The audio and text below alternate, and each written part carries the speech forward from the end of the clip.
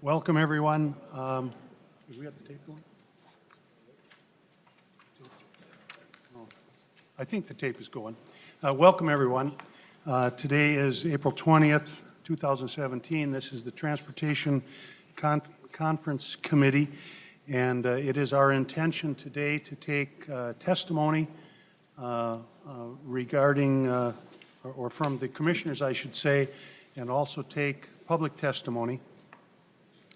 I want to indicate that we've got three commissioners that are going to be coming to testify, and as I'm speaking, maybe they could make their way to the testifiers table. Commissioner Dolman, Commissioner Zelle, and Mr. Dunick. After that, we have got on our list over 50 testifiers that have been identified as wanting to speak. Most certainly, people have got a right to weigh in on issues like this. I would ask that you kind of keep in mind that if what you have to say has already been testified to, just the fact that we have you on your list, we do understand what your position is going to be, and I would ask that you try to be respectful of the committee's time.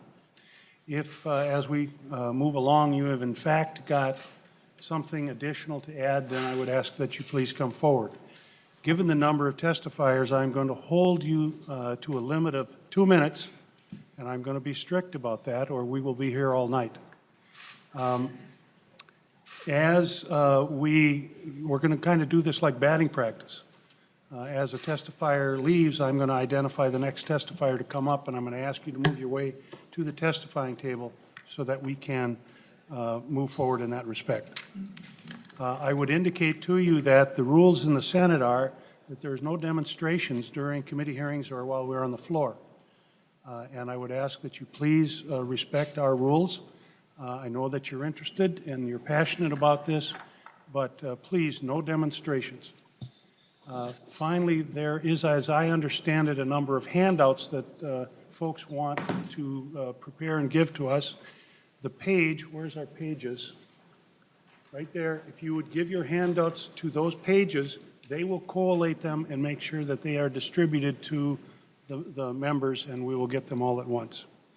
Finally, it's my understanding that there is a TV room, Representative right in the hall. Right in the hallway. There is a TV out there in the hallway so that if folks want to get up and leave and watch from the hallway, they are certainly free to do so rather than having to stand here in the committee room.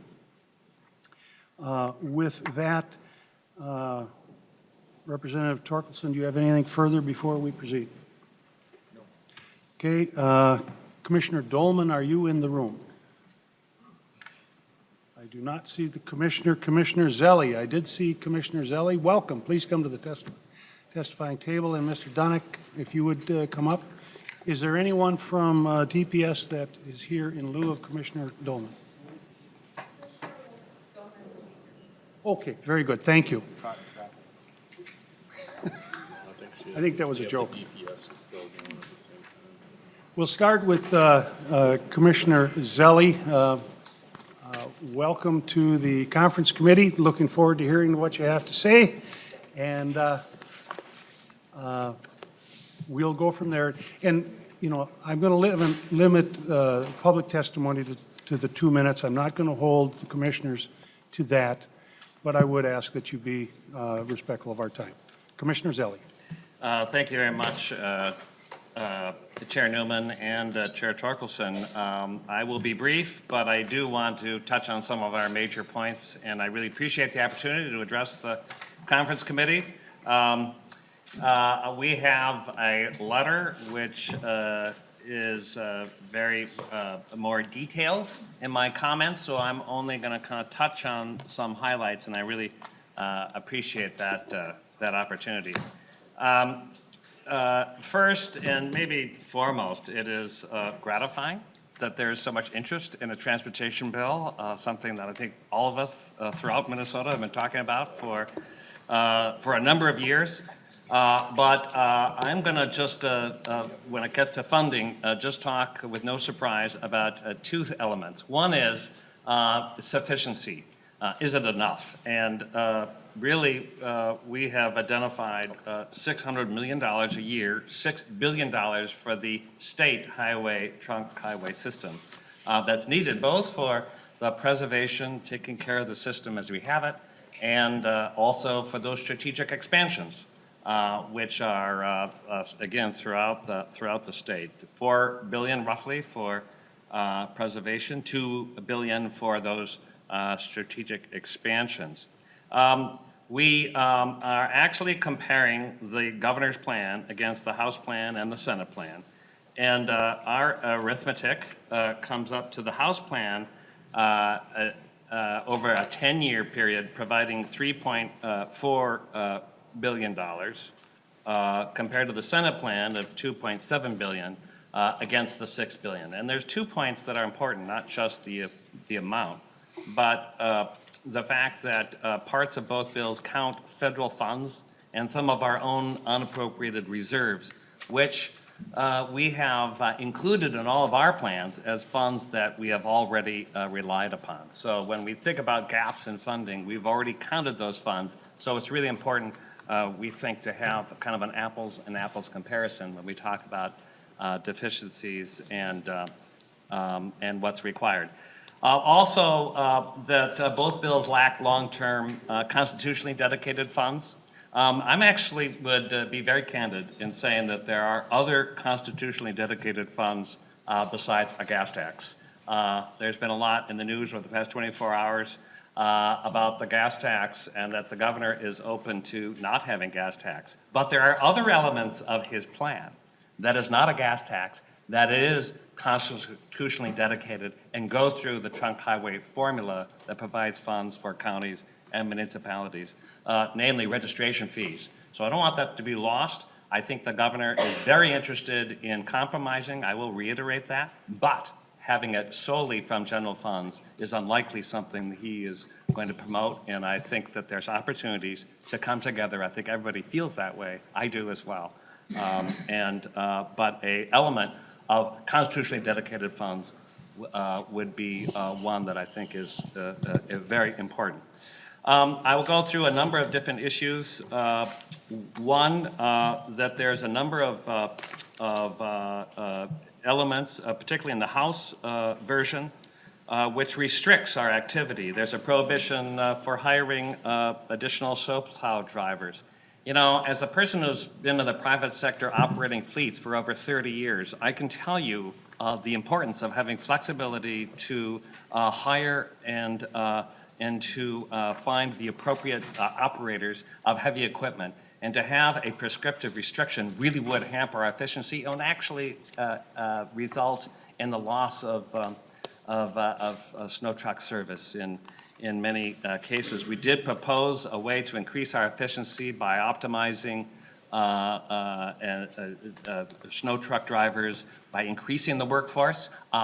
I actually still support that idea. It sounds like more money. It actually will save over time because we are sending young engineers and planners in the middle of the night in rural areas, and it's hard to attract young engineers and planners to drive a snow truck, as exciting as it may seem to all of us who think it looks great. But I also noticed that we have probably lost some trust when we talked about data privacy services. And so there's an element in the, again, in the House bill, which actually requires us to contract with the Attorney General's office for data practices. I think we've shown that we actually are well-intentioned. We have a great legal staff. And out of the 1,700 data practices requests we get every year, it would slow it down. It would cost substantially more money, and we would not be as responsive if we had to outsource that to the AG's office. I just want to mention a couple of things about earmarks. I think you've all heard my view in both the House and the Senate versions requires earmarks. The reason I think that, and I completely respectful for the frustration that's been expressed in the committees, at the frustration that's been expressed on the House of both the Senate and the House floors, that there are projects that everybody wants that they're not getting. And it's as if MnDOT hasn't really heard. We have hundreds, thousands of constituent requests around the state. We think they are all valid, but we weigh them objectively. And I have to tell you, in my years in running a business, I understand the challenges of not being able to do all things to all people. But in the 4 years that I've been at MnDOT, I've been incredibly impressed at the professionalism, at the prudence, at the thoughtfulness of how the staff, the planners, the district engineers handle project selection, and the way they can handle and now increasingly handle our business to gain even greater efficiencies. If we earmark projects, we will bypass other projects, and we end up making the whole system more inefficient. It becomes difficult when local roads that connect, which we can't spend money from the Trunk Highway Fund on, delay projects even further. This is kind of a puzzle, and earmarks throw a wrinkle which I believe will cost Minnesotans much more without doing it prudently. Having said that, with sufficient funding, there are many projects, most that have shown up on earmarked pages of legislation, which I think are incredibly valid and would be done if we, and would score highly on different categories if we would have additional funding. The whole idea of project selection is one that I think was addressed in the legislative auditor's report, and actually having gone through it again last night, I'm gratified that they find what we have done in our normal selection process to be with merit. It is balancing local concerns with a central kind of planning function.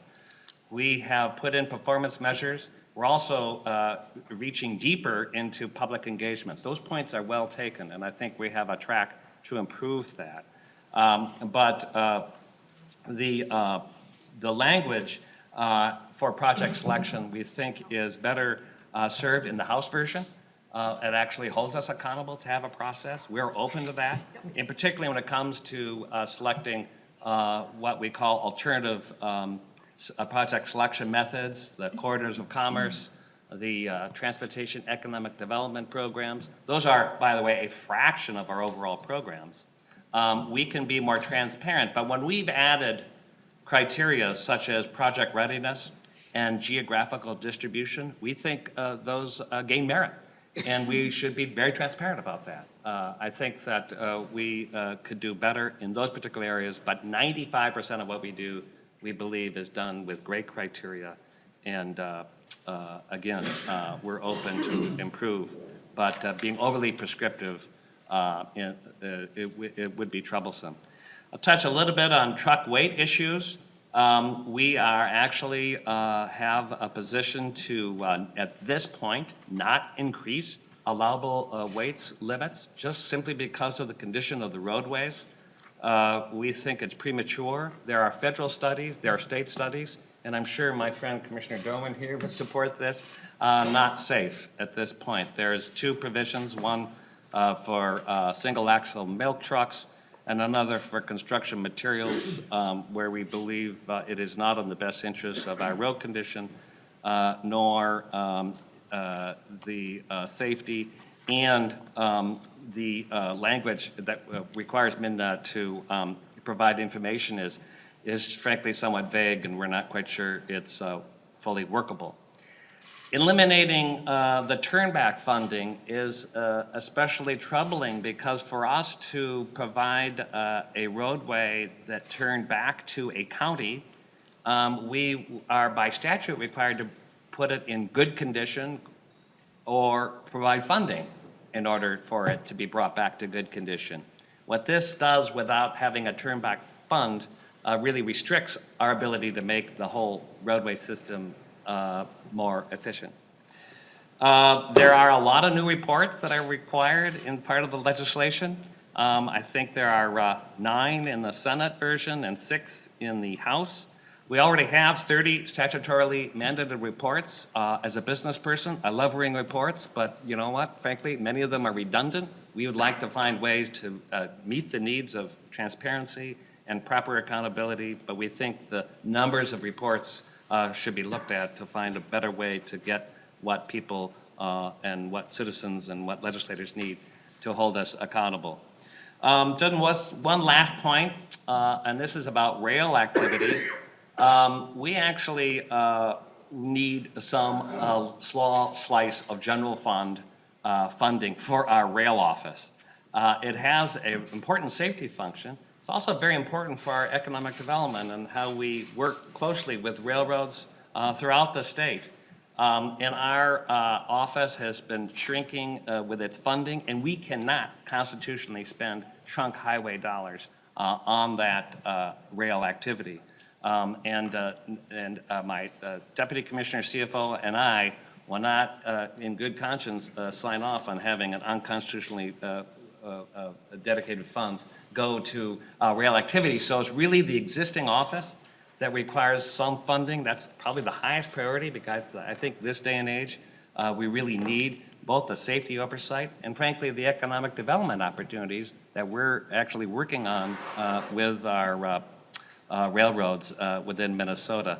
Likewise, the state rail safety inspection program has had great benefits. We know that most crashes or derailments happen because of flaws in the rail or in the wheels of a train. And we are deputized by the Federal Railway Administration to do a lot of that work. And frankly, we're falling behind some other states in terms of what we believe would be prudent. So we are really want, if we can, take another look at the resources for the rail office, for our inspectors. And we know that there's a great tradition of both nonpartisan interest in both the economic benefits of rail, and also safety. So I know I'm speaking quickly. I really appreciate the opportunity. I have to say, as a person who's been in the MnDOT for 4 years, there is a great attitude toward achieving what Minnesotans want around the state. And we've been gratified that when I travel around the state, I know that it is an important community with interest for all modes. And I'm never quite sure if it's Democratic or Republican, but all rural or urban, north or south, there are needs and projects that really need attention in the state of Minnesota, by witness to the number of people in this room. So I'm very looking forward to meeting again and being whatever resource we can be for this committee to make some great proposals. Commissioners, I'm sorry. Commissioner Zelli. Mr. Chair, I am Charlie Zelli, and I'm Commissioner of the Department of Transportation. Commissioner Zelli, I want to thank you for coming in. I have carefully noted your points, and I look forward to having a conversation with you regarding those issues. But again, thank you very much for coming. Commissioner Dolman. Thank you, Chair Newman and Chair Torkelson and members of this conference committee. For the record, my name is Mona Doman, and I'm the Commissioner of Public Safety. I'm going to start out by saying I'm sorry for being a few minutes late. I had to abide by the speed limit coming here. So anyway, first of all, I would just like to acknowledge and thank you for the support of the work that we do at the Department of Public Safety. I sincerely respect and appreciate the difficult decisions that you are faced with as you work on this budget and meet your targets. And I fully understand, too, that there are compelling and competing interests for the funds available. So I want to start by thanking you for fully funding several of our initiatives. I feel fairly fortunate when I look at those initiatives that are fully funded, and I am grateful for that, as are our division directors and staff at our department.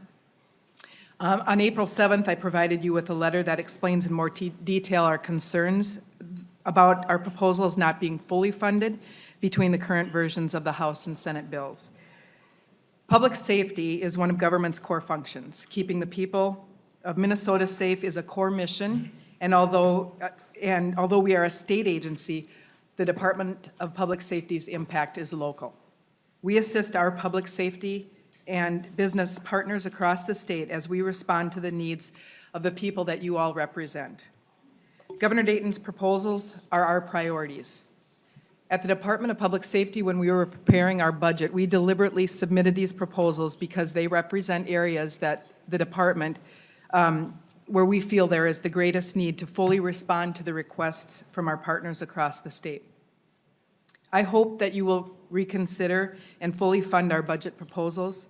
The benefit is greatest for the people in your districts and across this state. These strategic investments support the communities you represent and the ones that we serve. It is money well spent to keep Minnesotans safe. There are several key investments that are not fully funded in either the House or Senate bill.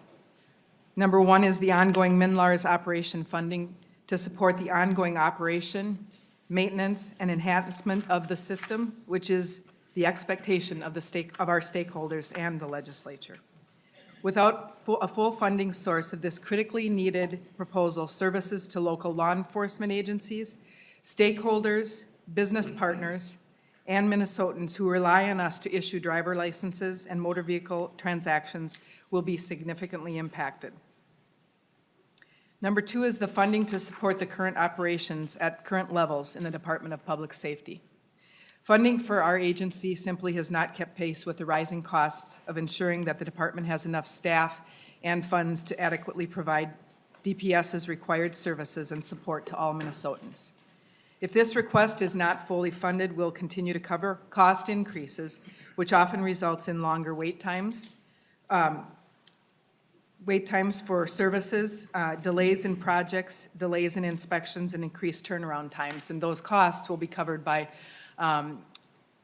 staff reductions and other cost expenses. Two other critical initiatives to the public safety that are not included in both bills are the investment in the State Patrol helicopter, which provides search and rescue services for local communities that no one else provides in the state, and our system to provide crash information to our public safety partners and researchers, the MnCrash system. Thank you again for allowing time for me to raise our concerns, and I would like to ask that you reconsider and fully fund our proposals. And I and everyone at the Department of Public Safety looks forward to working with you throughout the rest of the legislative session. Thank you. Thank you, Commissioner, very much. Mr. Dunick. Thank you, Mr. Chair, and committees of the members of the Conference Committee. I want to thank you for the opportunity to testify today. My name is Adam Dunick. I'm the chair of the Metropolitan Council. I'm here to speak today about the devastating impacts of these bills to our region's public transit system. We have been debating transit for many years, and while I've heard lawmakers say time and time again that they aren't anti-transit and that they support bus, but what these two bills do is actually completely the opposite of that. These bills would force massive cuts to our region's bus service, anywhere from 17% and upwards of 40%. That have a large impact on thousands of people across the entire region. With a 40% cut, every single bus route operated by Metro Transit would be affected. That's 151 routes that would either have frequency reduced or eliminated altogether. And in fact, our review shows that anywhere from 20 to 70 routes could be eliminated, and thousands of scheduled bus stops would have to be eliminated as well. And the impacts go beyond just our regular route bus service. We would have to take a look at the Red Line Bus Rapid Transit Service and North Star as well.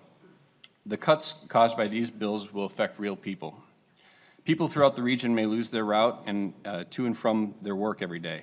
They may lose their only bus route they have to get themselves to school.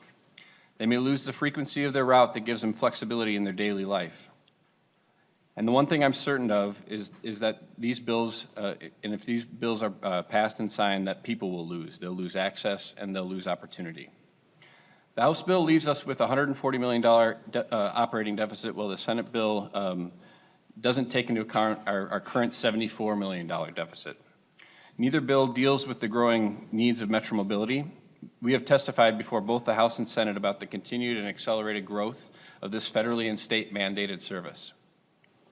Demand for Metro Mobility has increased nearly 6% in 2016 and has grown at approximately 6 to 10% most years in the last decade. We've now achieved 2.23 million rides in the region. Yet funding from the state doesn't provide the service for people with disabilities and hasn't matched the increased demand.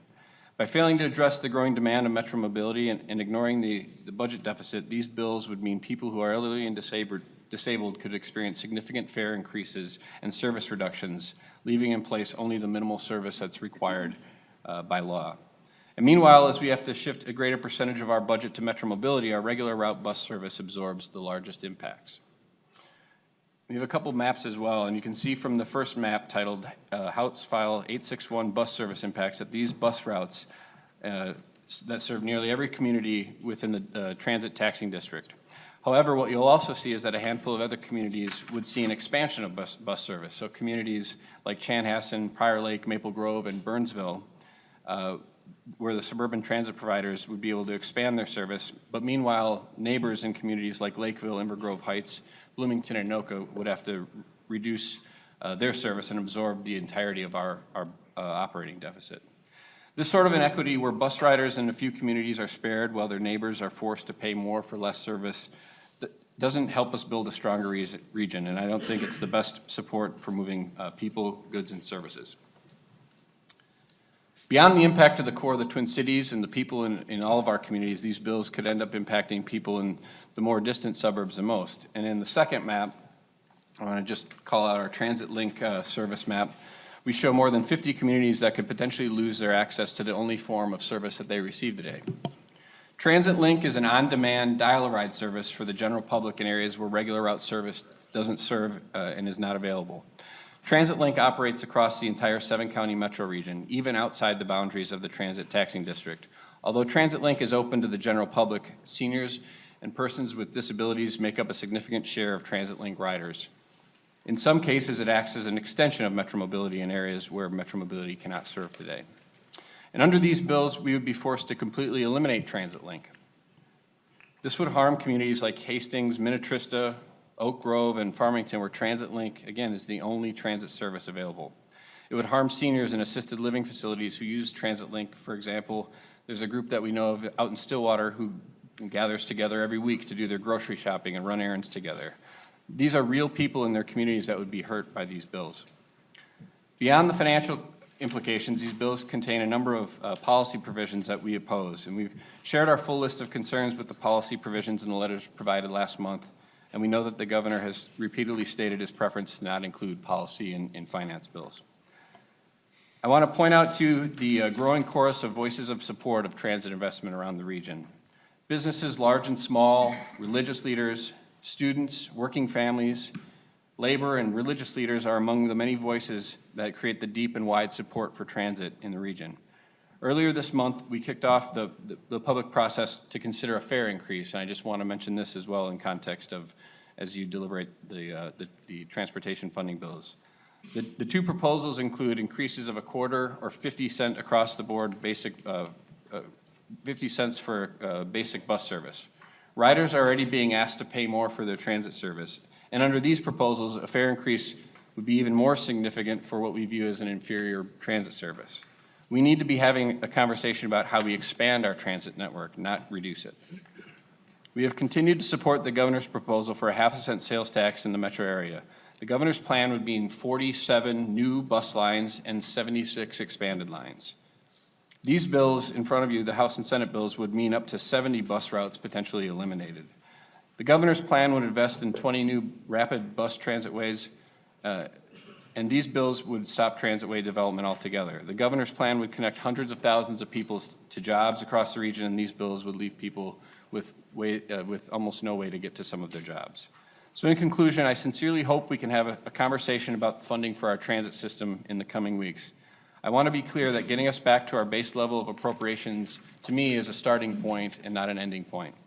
A transportation bill must include real solutions for transit, and I want to extend the same invitation that Commissioners Zelli and Doman made to be as available and engaged as we can in the coming weeks. Thank you, Mr. Chairman.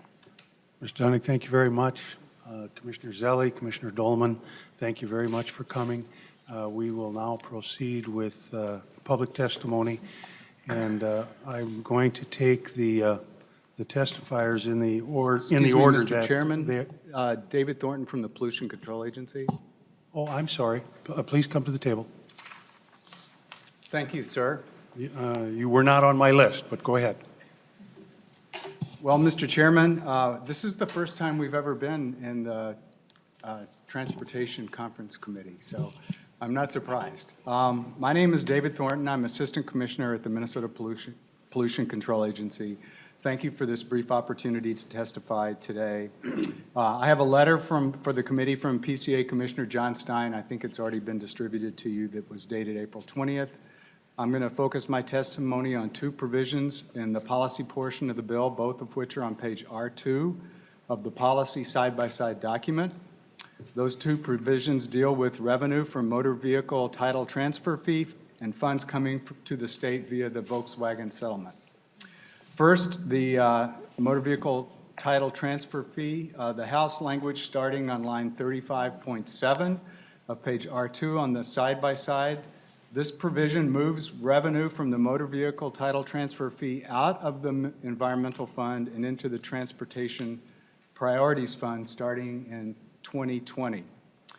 As you know, the environmental fund is the main funding source for the Pollution Control Agency. This provision would result in a loss of $27+ million per biennium to the environmental fund starting in fiscal year 2020, a reduction of nearly 13% that would eliminate approximately 80 employees at the PCA. Those funds go for reducing the environmental impacts of motor vehicles through a number of programs at the agency, such as air pollution prevention, addressing runoff to lakes and streams from road and bridge construction sites, providing and supporting best practices for vehicle painting, and ensuring proper vehicle disposal. The loss of the funds under the House language will put the environmental fund into the red in fiscal year 2020 and every fiscal year thereafter. Our work to protect the environment and public health will suffer as a result, and we don't believe that that's what Minnesotans expect or deserve. This policy change will have a major impact on my agency, and it's something that was not vetted in the House Environment and Natural Resources Policy and Finance Committee. This language comes at the same time, as language in the Omnibus Environment Bill, which reduces resources to the PCA as well, and the Trump administration is recommending a 61% cut in federal grant funds to Minnesota for our core services. So for these reasons, we oppose movement of the motor vehicle transfer fee revenue out of the environmental fund. It creates a number of problems for us. As far as the Volkswagen settlement is concerned, this is Senate language starting on page R2, line 24.1. This requires legislative appropriation of funds that Minnesota receives from the Volkswagen settlement. Our state is in line to receive $47 million from this settlement, and we are concerned that this language will adversely affect our ability to get and utilize these funds. As you probably know, Volkswagen was tampering with diesel engines, causing excess emissions from tailpipes from their diesel vehicles that were sold in this country that were more than 30 times the standard for nitrogen oxides. It's in Minnesota, that's the equivalent to additional 300,000 cars on the road. The state of California discovered the faulty engines and took Volkswagen to court. The Department of Justice joined the suit, and the federal court handed down a settlement last fall. There are some strict requirements required for a state to be eligible to receive these funds, and there are strict requirements required for what these funds can be used for. They can only be used to reduce emissions from diesel engines. And specifically, the federal court requires states to show that they have full legal authority to receive and direct payment of the settlement funds.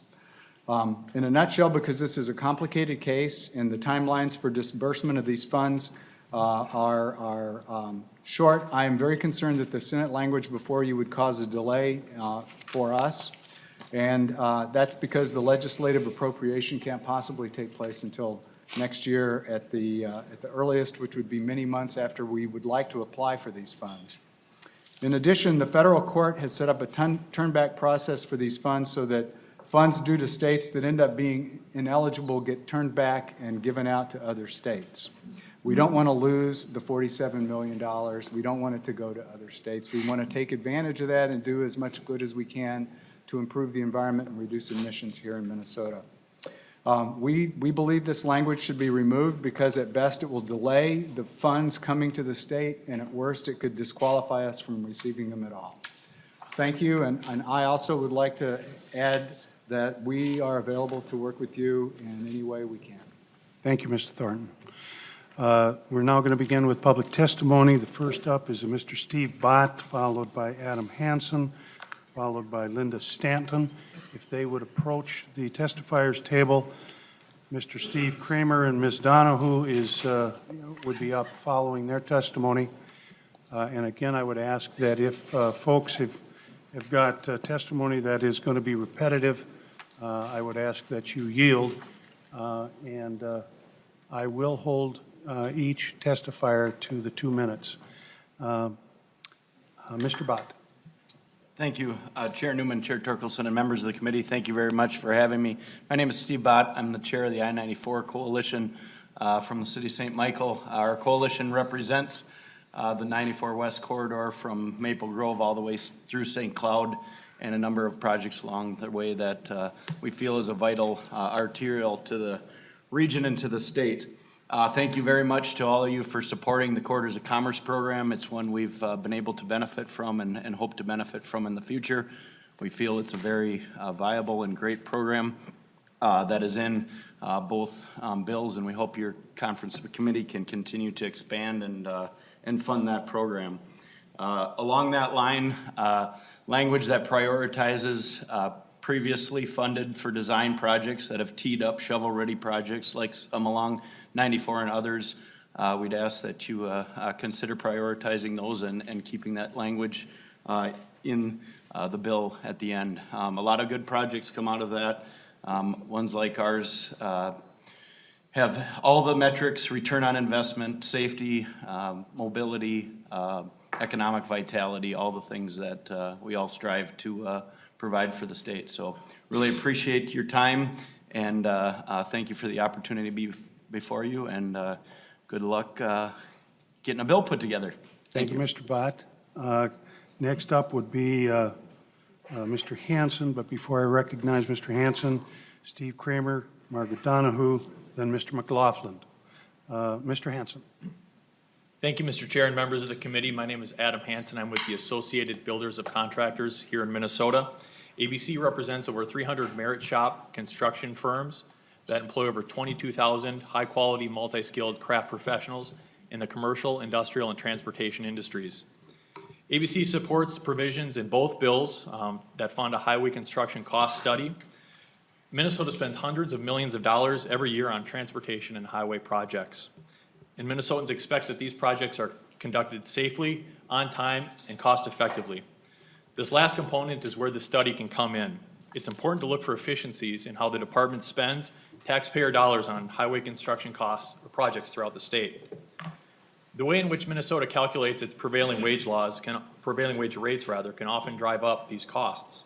Not even the federal government and the shrinking number of states that still have prevailing wage laws calculate the way we do. Having a third party look at how these prevailing wage laws affect the highway construction cost project or these projects is beneficial and something that all taxpayers deserve. ABC and our members also support language in the House bill allowing for the commissioner to issue permits to trucks hauling construction materials up to 90 and 97,000 pounds.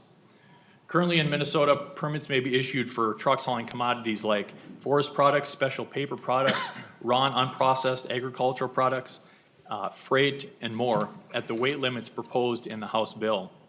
If the weight limits for these commodities are safe enough for Minnesotans and our roads, there should be no permitting or regulatory difference between two trucks weighing the exact same, with one hauling gravel from a construction site and the other hauling logs. Authorizing a special construction material permit would mean fewer trips on Minnesota roads and highways, while also lowering the cost of doing business throughout the state on public and private construction projects. Thank you to the chairs and members of the committee for allowing me to testify and for your work on these bills. Thank you, Mr. Hansen. Ms. Stanton, and next up would be Mr. Kramer, Ms. Donahoe, Mr. McLaughlin. If you would move up to the testifiers table and fill a seat, please. Ms. Stanton. Hi, my name is Linda Stanton. I'm the chair of Citizens for Smart Transit, and I'm just here today to ask you not to fund the Gateway Corridor. It's a $420 million exclusive bus rapid transit project from St. Paul to Woodbury. The main reason is because transit service could be provided at a much less cost by providing a regular bus to an area that has very little bus service now. Commuters rely on the express bus. The express bus could be expanded. That could provide the midday and evening service that commuters desire. And I've heard over and over again from our supporters, why don't you just add a regular bus along this route instead of building this big infrastructure? The Gold Line is not your average bus rapid transit. It's a big infrastructure project. So if you don't do it, you could definitely save taxpayers about $400 million, and we'd be very happy about that. So thank you for listening today. Thank you very much, Ms. Stanton. If Mr. Weinigan would begin moving towards the testifiers table. Mr. Kramer? Thank you, chairs and members of the committee. My name is Steve Kramer. I'm president and CEO of the Minneapolis Downtown Council. Downtown Council has, as its members, over 400 businesses in downtown Minneapolis, including several of the state's largest employers, as well as a growing number of technology-oriented firms which represent dynamic economic growth potential for the city, the region, and the state.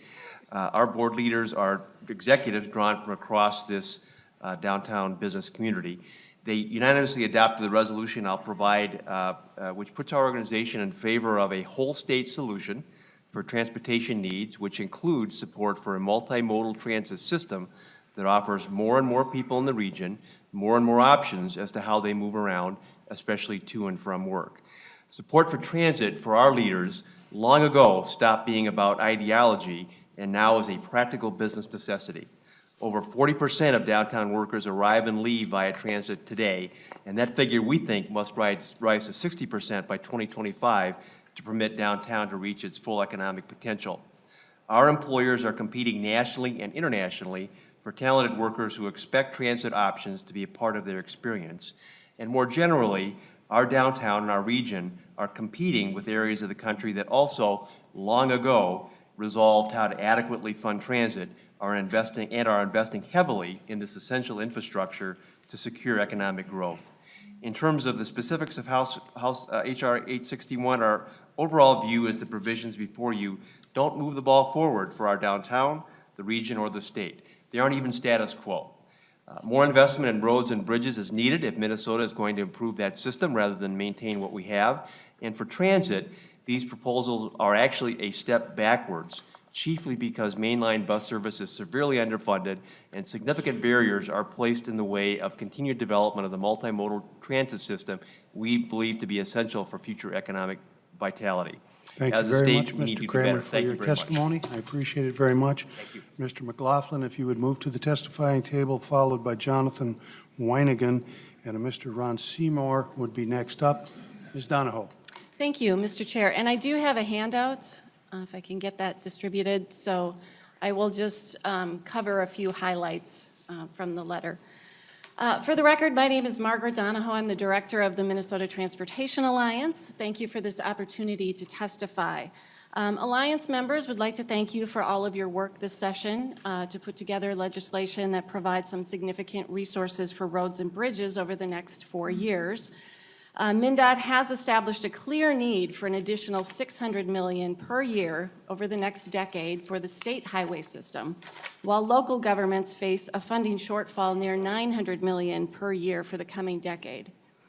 We do agree and support the dedication of the sales tax on auto parts on an ongoing basis to highway purposes. However, we are concerned about the language in the bill that basically sets a certain dollar amount to be transferred from the general fund.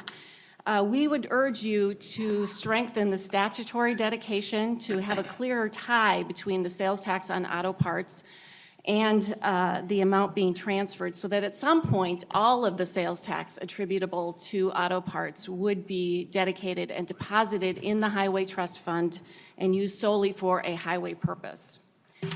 We also would urge the committee to look at increasing the stability of the Highway Trust Fund by changing the depreciation schedule for the motor vehicle registration tax to depreciate a little more slowly, which would generate additional constitutionally dedicated dollars into the Highway Trust Fund.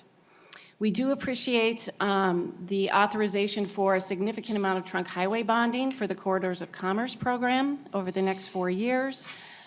We also support the creation of the local bridge program and small cities assistance account for city streets. We do have serious concerns with the cuts to transit funding in the bill and the language that prohibits the Metropolitan Council and local governments from moving forward with plans to build out the transitway network in the metropolitan area. Thank you very much, Ms. Donahue. It's amazing how fast Thank 2 you. minutes goes. I apologize. Mr. Weinigan, if you want to move to the testifiers table, followed by Mr. Ron Seymour. Mr. McLaughlin, please Thank you, proceed. Thank you, Mr. Chairman, and members of the conference committee.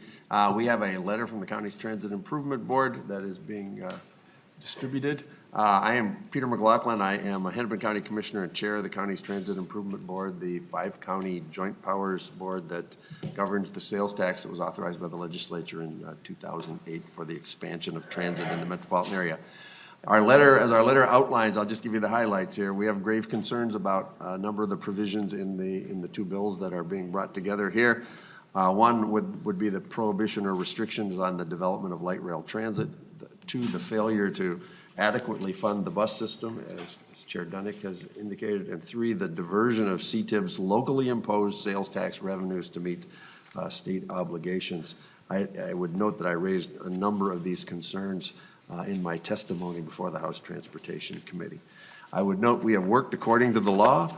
There are processes that are imposed by the federal government and the state. We have done that, and the bill has many provisions that really injects the state into these processes in ways that are very, very disruptive. And that's what I want to emphasize here beyond the details of my testimony.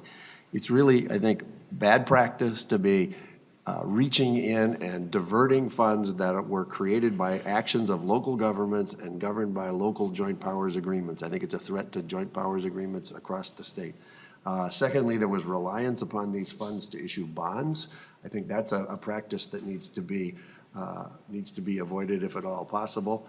And finally, I would just say that this late intervention in these projects and disrupting the processes that are required really is not the way that big infrastructure projects can get built. That's just not the way it's done. There's got to be long-term commitment. Finally, I would note, as the letter does, that we believe that Metro counties should not be treated any differently than any of the other counties in the state of Minnesota. And the provisions that require a referendum, not required in the other 82 counties, or the provisions that would only allow for a 0.2% increase in sales tax, we think that that's disparate treatment of the 5 counties here in the metropolitan area, and we have transportation needs as well. Thank We you, stand Mr. ready to work McLaughlin. with you, and thank you, I appreciate that. I'm sorry, very but your time is up, and I Thank you. can't treat anybody differently. If Ms. Emily Pugh would make her way forward, I would next recognize Mr. Jonathan Weinhagen. Thank you, Mr. Chair and members of the committee. My name is Jonathan Weinhagen, and I represent nearly 1,500 employers as the president and CEO of the Minneapolis Regional Chamber of Commerce. Let's be perfectly clear about what the House and Senate transportation bills that you're considering today would do to our region's business climate and workers. They would increase congestion, depress our economy, and drive future jobs and investment to other cities around the country who are making wise investments in comprehensive transportation systems. Let's start with some of the worst news. The House Transportation Bill cuts existing Metro Transit bus service by 40%. Does anyone here think it would be a good idea to eliminate almost half of our current bus service? Doing that would make it hard for thousands of employees to get to work on time and put more vehicles on the road, making our already bad traffic congestion even worse. A lot of suburban express buses to downtown Minneapolis and St. Paul would be cut. That's bad for those workers and bad for our businesses. I was at the 394 Park and Ride in Minnetonka on Tuesday morning, talking with folks who were on their way to work. These hardworking taxpayers get up early and take the bus to work. They're extremely concerned about what these cuts would mean for them. And then I drove in my car towards downtown Minneapolis on 394, and it was a parking lot. And the transportation bills you're working on consolidating would make that even worse. Minnesota's business community is united in support of a robust and comprehensive transit system. Minnesota can be a tough place to do business. Don't make it worse by gutting existing bus service. In fact, we'd prefer you invest in more transit to make the region even stronger and more competitive. Thank you for the opportunity to be here today. Thank you, Mr. Weinhagen. If Mr. Kelleher and Ms. Pugh could approach the testifying table. Next up would be Ms. Deb McMillan. Mr. Seymour, please proceed. My name is Ron Seymour, and I'm with the City of Red Wing Administration Department. Thank you, Chair Newman and Chair Torkelson and committee members for the opportunity to testify on items contained within the House version of the transportation bill that affects Red Wing. The House bill contains reimbursement of $968,000 for money that Red Wing spent on Trunk Highway 61 at lines 13.27, 14.2. Trunk Highway 61 is Red Wing's main street, and we entered into a cooperative agreement with MnDOT for the project where the City of Red Wing managed the project. The project was a SIMS grant, that was a pilot program that MnDOT developed in 2013, and MnDOT's contribution was capped. We were still responsible for any costs that we had, such as sewer, water main replacements, et cetera, and costs associated with MnDOT's costs for sharing opportunities with local governments. MnDOT acknowledged that 1.3 million of our accepted bid was over the project cost that was directly related to trunk highway construction. The reason for that was the bid environment in the spring of 2015 was really intense. And also, MnDOT, as part of this project, did a cost-benefit analysis of the project and changed the project pavement from asphalt to concrete. That obviously increased costs. They were able to contribute an additional $500,000 at project completion, but at the bottom line is, at project completion, the cost related to trunk highway costs was $986,000, which is the amount in the House bill. It's not a large sum of money in the grand scheme of the large transportation bill, but it's a big deal to Red Wing. We could have used this money to fund our downtown lighting program. We really appreciate our partnership with MnDOT and are not pointing fingers. The project was an outstanding success and broke new ground for public involvement process for communities experiencing major downtown reconstruction projects. We just want assistance from the I'm sorry, legislature. Mr. Seymour, but I'm going to have to interrupt you at this point. I appreciate your testimony. If Ms. Sally Prouty or Mr. Mike Prouty would approach the testifier's table, I would recognize Mr. Keller. Thank you, Mr. Chair, and Chair Torkelson as well, and members of the committee, good afternoon. My name is Tom Kelleher. I represent the Minnesota School Bus Operators Association. I'm here to talk about 4 or 5 sections in your bill in the policy section, R42 to R47. There's basically 2 issues. One are the national safety standards for school buses. These are the 2015 standards. We've been trying for the last couple of years to put this into statute. It's been a little difficult for a technical bill. I won't get into the technical nature of the bill. When we were in Representative Runbeck's committee, I think we were there about 45 seconds. It talks about the flooring, windows, strobe lights on the roof, things like that. It's all very technical. What I really would like to mention to the committee is R43, which raises the fine for stop arm violations from $300 to $500. We've been working on this for a number of years as a safety item. The 2 most egregious actions I've seen, which I would encourage you all to look at YouTube or Google and look this up, is that people willy-nilly pass school buses with a stop arm out with children getting on and off the buses. Basically, if you see a big yellow school bus, you should be prepared to see children getting on and off, and you should be careful.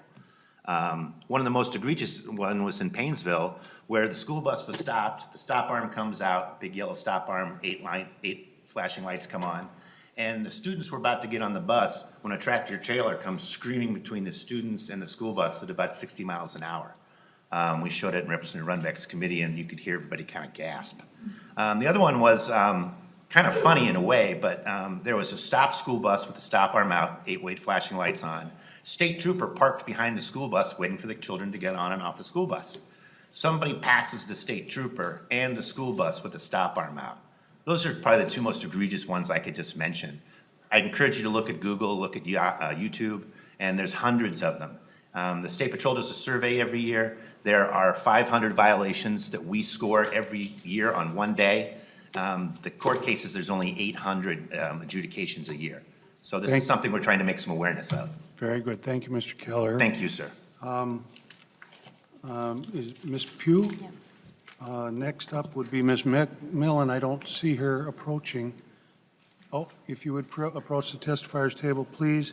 And then Mr. Todd Kemery would be next up. Ms. Pugh. Mr. Chair and members, Emily Pugh with the Association of Minnesota Counties. Thank you for the opportunity to testify this afternoon. At AMC, one of our top priorities for the past several sessions has been to support a comprehensive transportation funding bill that includes a new dedicated revenue for roads, bridges, and transit. AMC has long opposed the shifting of general fund revenue from other parts of the state budget to transportation.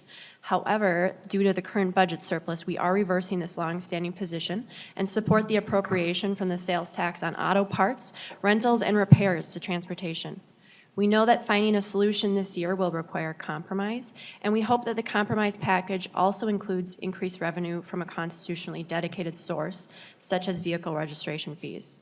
We do also have some concerns with the bill. AMC opposes the Senate language that eliminates funding to the flexible highway account and instead puts this money into the trunk highway fund.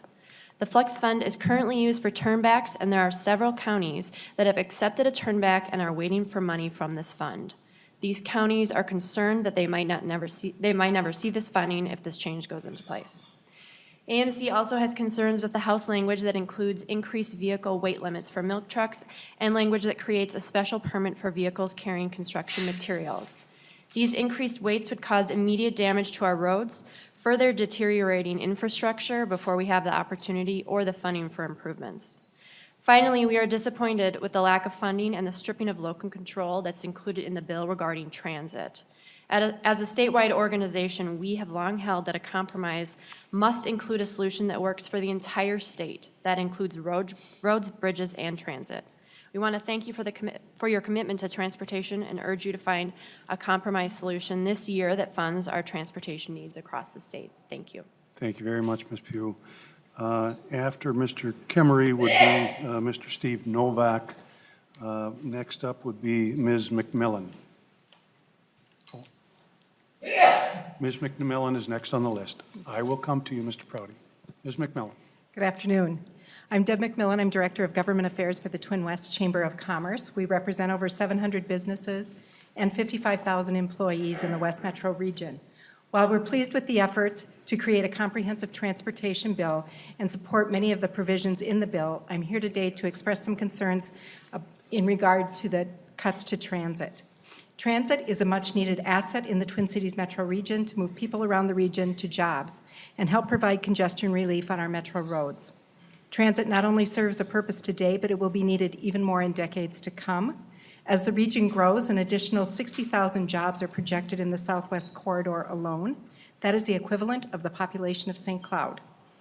We simply cannot accommodate an additional 60,000 cars on the roads to deliver workers to those jobs. Transit and transportation infrastructure plays an important role in our regional competitiveness and our ability to attract and retain talent to the region. It's an important factor for businesses as they consider moving or expanding in our region. An efficient, reliable transit system is a critical factor to ensuring that the Twin Cities metro region is able to compete with other metro areas for jobs and talent. I urge you to restore funding to the transit system and invest in the future transit system. Thank you for your time. Thank you, Ms. McMillan. If Mr. Novak would approach the testifier's table, next up would be Mr. Kent Sulam. Mr. Prouty. Thank you, Chair and members. My name is Mike Prouty, and I'm here representing my 35-year-old deaf and blind son. We moved here 40 years ago because of the excellent education and services in Minnesota.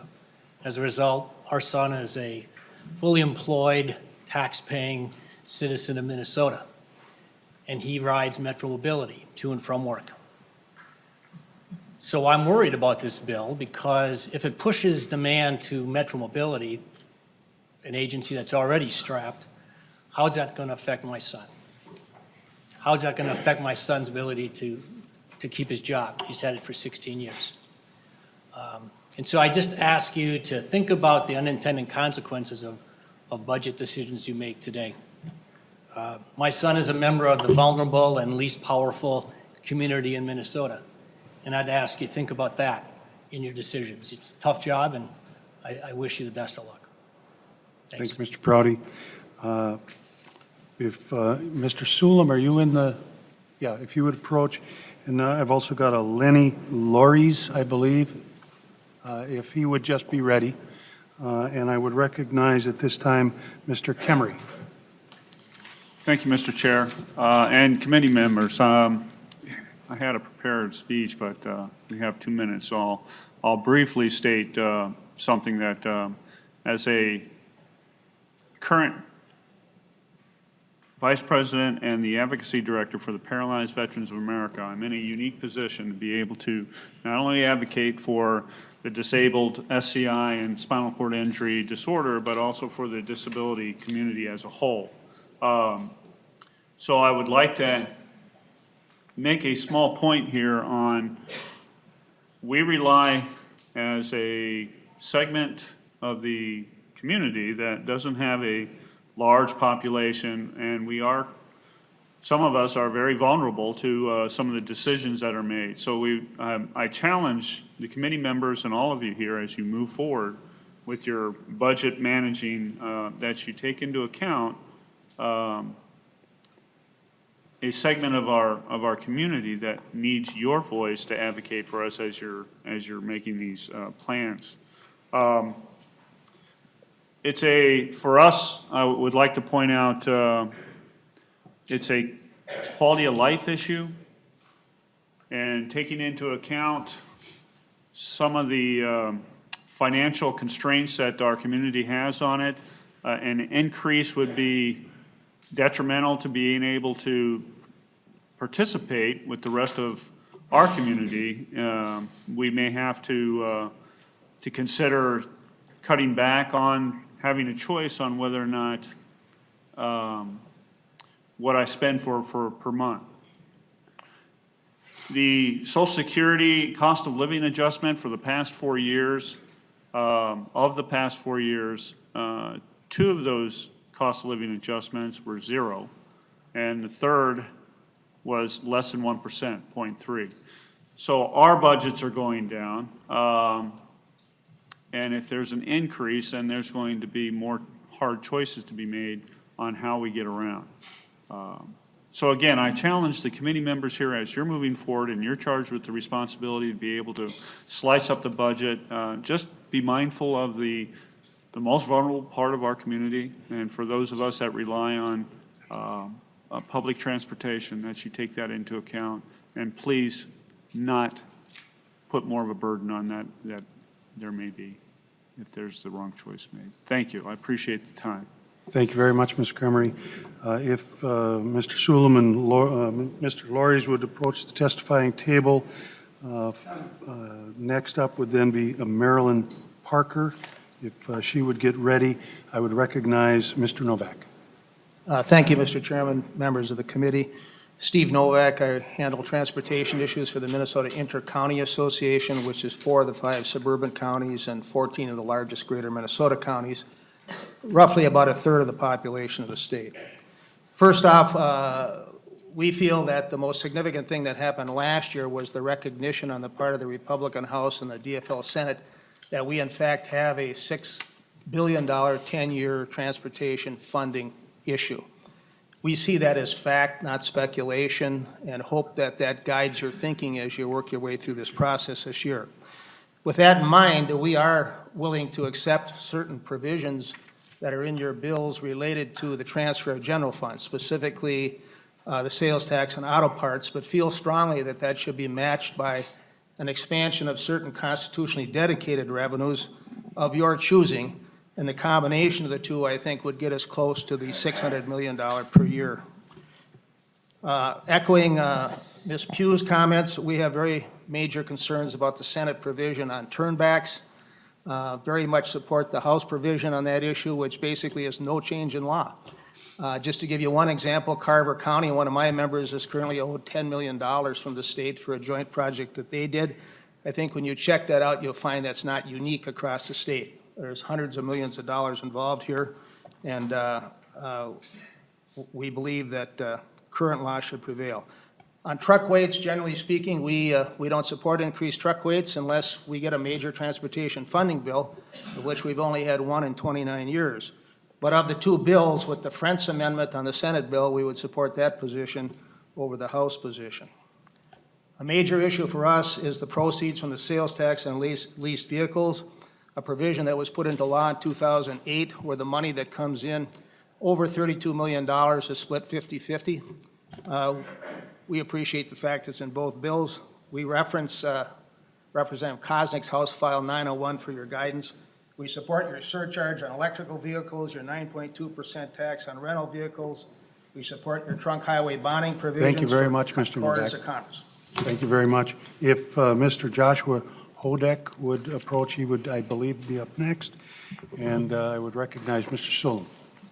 Mr. Chair, members of the committee, I'm Ken Sewell with the Minnesota Association of Townships.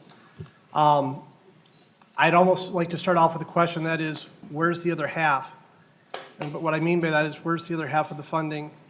We too are willing to accept the transfer of the sales tax on auto parts and repairs. But with the numbers that have been provided to us by both House and Senate research, the House generates approximately a little over 7 million for town roads, the Senate barely 4 million. Our need is over 20 million. We're missing a lot in this bill. We'd like to say that this is a starting place, and we'd be happy to keep working with you. As you've heard, the needs of the counties and the state, and you'll be hearing from the cities as well, this just doesn't get us far enough. It doesn't even come close to getting us to the need. And so we look forward to working with you at the start, but it's going to take some additional funds. I will assure you, our folks have supported tab fees increases, and yes, I'll be the one brave enough to say gas tax, because our members actually do support it. With 56,000 miles of road, it's the one source of funding that gets down to us at our level, and they support reasonable increases. I promise you won't be run out on the rails because you're not funding them. Thank you. Thank you, Mr. Sulam. If Mr. Hodek is in the room, if you would approach and have a seat at the testifying table, he would be followed next by Mr. Joe Chenard. I would recognize Lenny Lores. Thank you. My name is Lenny Loris. I worked 30-some years as a township maintenance supervisor, intimately with a lot of these roads. Most of those rural township road sections were developed and built in the early 1900s. With the help of the legislature and stuff up here, there is a town bridge program that's huge for us in order to maintain these roads. As part of what I need to get at here is the increased road weights. Those roads were not built and haven't been maintained to take care of these excessive weights that are coming at us right now. We'll say that, okay, we're going to post these roads, and we're going to put a 7-ton limit on it versus a 10-ton. Well, then that gets down to the local sheriff in order to enforce that. And I'd be interested to know if there would be a poll of the local sheriffs in the counties in the state of Minnesota, how many of them actually enforce truck weights on the county roads, let alone the township ones. So those are the kind of things that we're looking at. I think we need a long-term transportation plan so that we can upgrade our roads and meet the expectations of the users that want to use them right now today. And until we have the funding plan to take that into the future and be able to sustain that, I think we're still going to be moving backwards in our roads. Thank you. Thank you very much for your testimony. Next up or on deck would be Mr. Mike Beard, and I would recognize Mr. Hodek. Thank you, Mr. Chairman, members of the committee. My name is Joshua Hodek. I'm here representing the 17,000 members of the Sierra Club Minnesota North Star chapter, but I'm also here with a personal story. I've been driving since I got my driver's license on my 16th birthday, and my very first car the next day. It died less than a year later, but besides the fact, I've owned many vehicles, including a truck since then, even though I work for the Sierra Club. But I also take a bus and the train, and I bike and walk when it's safe and convenient. And I use transportation options to save money, stay healthy, and do my small part to help clean the air that we all breathe. I'm here to tell you that if you pass a transportation bill that guts transit, cuts my service, and raises my fares, I'll likely be joining you in the traffic gridlock during rush hour. I am what they call a choice rider. Like I said, I am able to drive. I can afford the $8,000 on average it costs to own a car. But thousands of Minnesotans across our great state do not own a car. We have an aging population, as you well know, and there are more and more people every year that rely on safe and affordable transportation options to get to where they need to go every day. By slashing public transit and not funding safe walking and biking options, choice riders like myself will drive more, and the cost of traffic congestion will skyrocket. Transit-dependent riders will struggle to get to work, doctor's appointments, church, and school. In the times of $1 billion-plus budget surplus, I urge you to fund transportation for everyone, for every mode, fixing our crumbling roads and bridges while fairly funding transit, biking, and walking with sustainable, long-term dollars. Thank you. Thank you, Mr. Hodak. If Mr. Lucas Sostrom would approach the testifiers table, as well as Ms. Jill Sletton. The chair recognizes Mr. Chenard. Good afternoon, Mr. Chairs. My name is Joe Chenard. I'll spell that Chouinard, of Maplewood. I am here to express my views in particular to the House version. 3 points I want to bring up.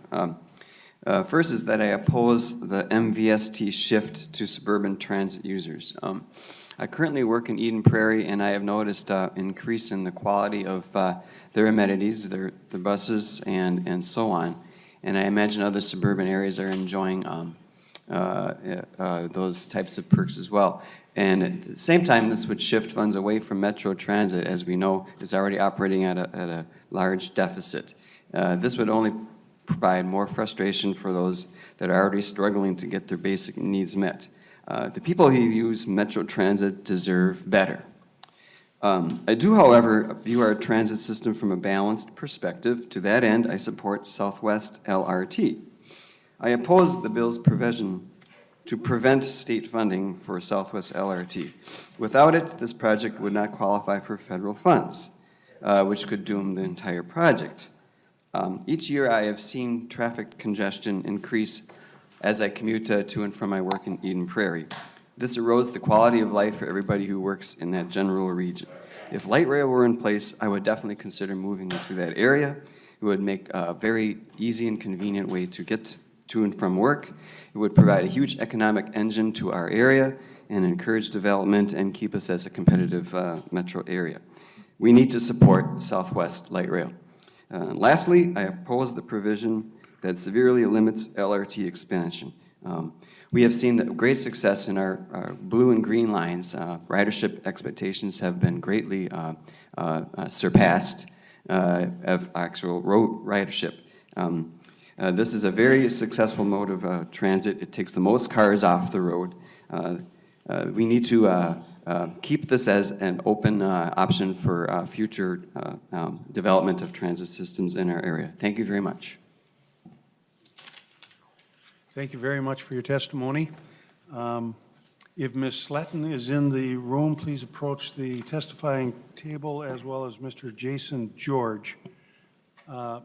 Chair recognizes Mr. Lucas Sostrom.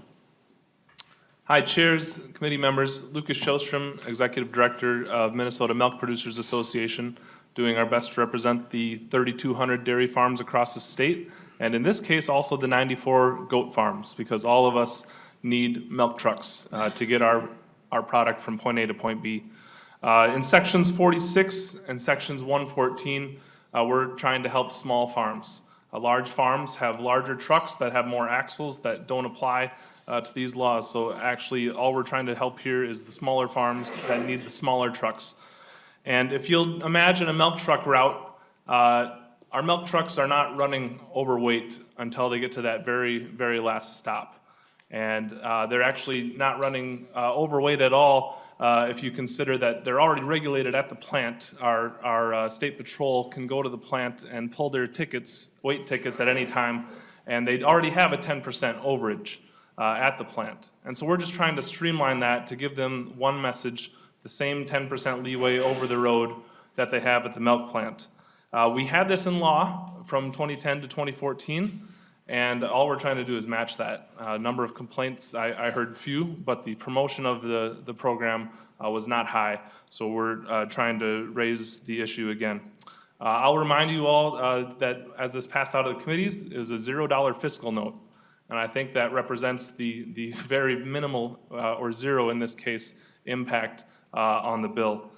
Finally, milk trucks are different not only because they incrementally pick up more weight as they go and only would be at their full weight, whatever that is, from the last stop to the milk plant, but also because they have no baffles like another type of truck with liquid in it is. Because when they slam on the brakes for food safety purposes, there's no baffles to stop all that weight from heading to the front, which is hard on our roads. So in this case, actually, a fuller truck is better for both our roads and our drivers, so they don't have the sloshing effect that you have when you're half empty. Thank you, Mr. Sullivan. Thank you. For your testimony. If Mr. George is in the room, if he would please approach the testifying table, followed by Mr. Bentley Graves. Chair recognizes Ms. Sletton. Good afternoon, committee members. My name is Jill Sletton. I am the Executive Director of the Minnesota Association of Small Cities, serving cities 5,000 and under. Rural transportation is essential, not only for connecting people to jobs, but also for contributing to regional economic growth and development by connecting business to customers, goods to markets, and tourists to destinations. Commodities, especially agricultural products, must be moved from rural areas where they are produced and sent to urban areas where they are consumed, processed, and sold. This means it is essential that our roads are maintained. Since small cities do not receive MSA funding, it is through our property taxes and special assessments that our city streets are maintained. However, our property taxes and special assessments continue to rise each year. Our small cities cannot continue to rely on our city citizens to foot the total bill of maintaining our city streets. General fund money is not the answer. When there is a downturn of the economy, which there will be, we will not be able to rely on general fund money to help our city streets. MAOSC supports a new source of revenue that is sustainable and dedicated for our small cities. No more Band-Aid fixes. Our small cities simply cannot afford that any longer. I asked my cities to give me a dollar number. $29,149,000 is the total number I got from just 27 cities that need immediate repair of their city streets. 27 cities out of 712 small cities in this state. We look forward to working with you to find a new revenue funding source to keep our small cities, the backbone of Minnesota, healthy and vibrant. As one city put it, it would be nice to just get it all done, as it does cost more to maintain dirt than tar. Thank you very much. Thank you very much, Ms. Sletton, for your testimony. If Mr. Graves would approach the testifying table, and if Mr. Robert Carney would approach the testifying table and have a seat, Ms. Carolyn Jackson is on deck. Mr. George. Mr. Chairman, thank you. Committee members. My message to you all will be remarkably consistent. You've heard me testify before in many committees and been in most of your offices, if not all. My message to you is get this job done. I represent 14,000 heavy equipment operators that make their living building your roads and bridges and infrastructure and transit in this state. They're relying on you to get this done. They need jobs, so do their small businesses, the hundreds of whom that we represent, that they work for. So I think the governor's comments in the last couple of days are a step towards compromise. I'm really encouraging you all to take that and run with it and take some steps towards that end. I think the business and labor community have laid out some things that are options for you all, including new revenue and tab fees, as well as fully funding Metro Transit. So I hope you get this job done. We're relying on you to do so. Thank you. Thank you, Mr. George. If Mr. Carney would approach and have a seat at the table, and if Ms. Jackson would approach and have a seat at the table, followed by a Patrick Baker. Mr. Graves. Thank you, Mr. Chair. Thank you for the opportunity to provide a few comments, and thank you also for the opportunity to testify next to my good friend Jason George from the 49ers.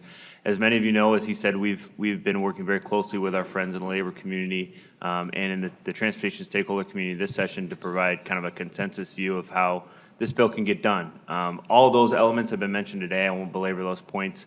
But we do think that there is a very viable path to get a long-term transportation funding bill done using the general fund, finding compromise, as was mentioned by Chairman Zelli and others on maybe some new dollars coming in by way of Constitution-dedicated source of tab fees. We want to continue to stress the importance of holding out a very clear efficiency standard for the use of these dollars to make sure that all dollars invested in our system are used as widely as stretched as far as they can be.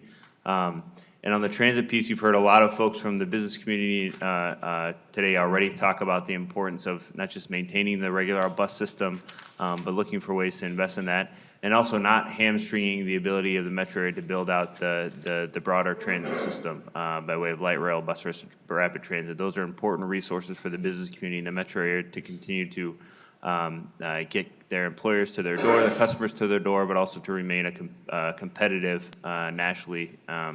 So I thank you all for the work that you put in thus far. Please utilize us as a resource and let us help you craft a bill that can pass and that can get significant investment into the system this year. Thank you. Thank you, Mr. Graves. If Mr. Baker would approach the testifying table and have a seat, he would be followed by Mr. David Lilly. Chair recognizes Mr. Carney. Thank you, Mr. Chair, and members of the committee for the opportunity to testify. Bob again Carney, Jr., registered lobbyist for We the People, an informal association. I'm glad to see the numerous restrictions on light rail being considered, including funding shifts away from state money for operations. But we need to consider the big picture, and 3 points are crucial. First, future federal funding for light rail is in doubt. It is not in Trump's budget, and the U.S. House is unlikely to add it back in. Second, because this bill will be complicated, it will be difficult to understand immediately and precisely what the overall impact will be regarding current transit service, including Metro Mobility. Third, while the county's Transit Improvement Board, the CTIB, is in flux, we do know they currently have a pile of cash. Senator Newman is right when he says that due to the uncertainties, we should effectively dedicate next year's session to a long-range consideration of transit. But this year, we need to ensure there won't be needless and wrongful short-term cuts to transit service. Here is a solution. Add a paragraph that starts with, notwithstanding any other provision of Minnesota law, and then require 2 things. First, the Metro Council must immediately and conservatively estimate their maximum possible operating deficit for the next biennium. The CTIB will then be required to reserve that amount above and beyond their current budgeted operating contributions. Second, if and when any actual operating deficit emerges, the Metro Council must inform the CTIB of how much they need to prevent service cuts, and the CTIB must promptly provide the needed funds. And I've got a copy of this to pass out. I'm looking forward to working with members of the committee to implement this solution, which will avoid the danger of cuts in service. Thank you. Thank you, Mr. Carney, for your testimony.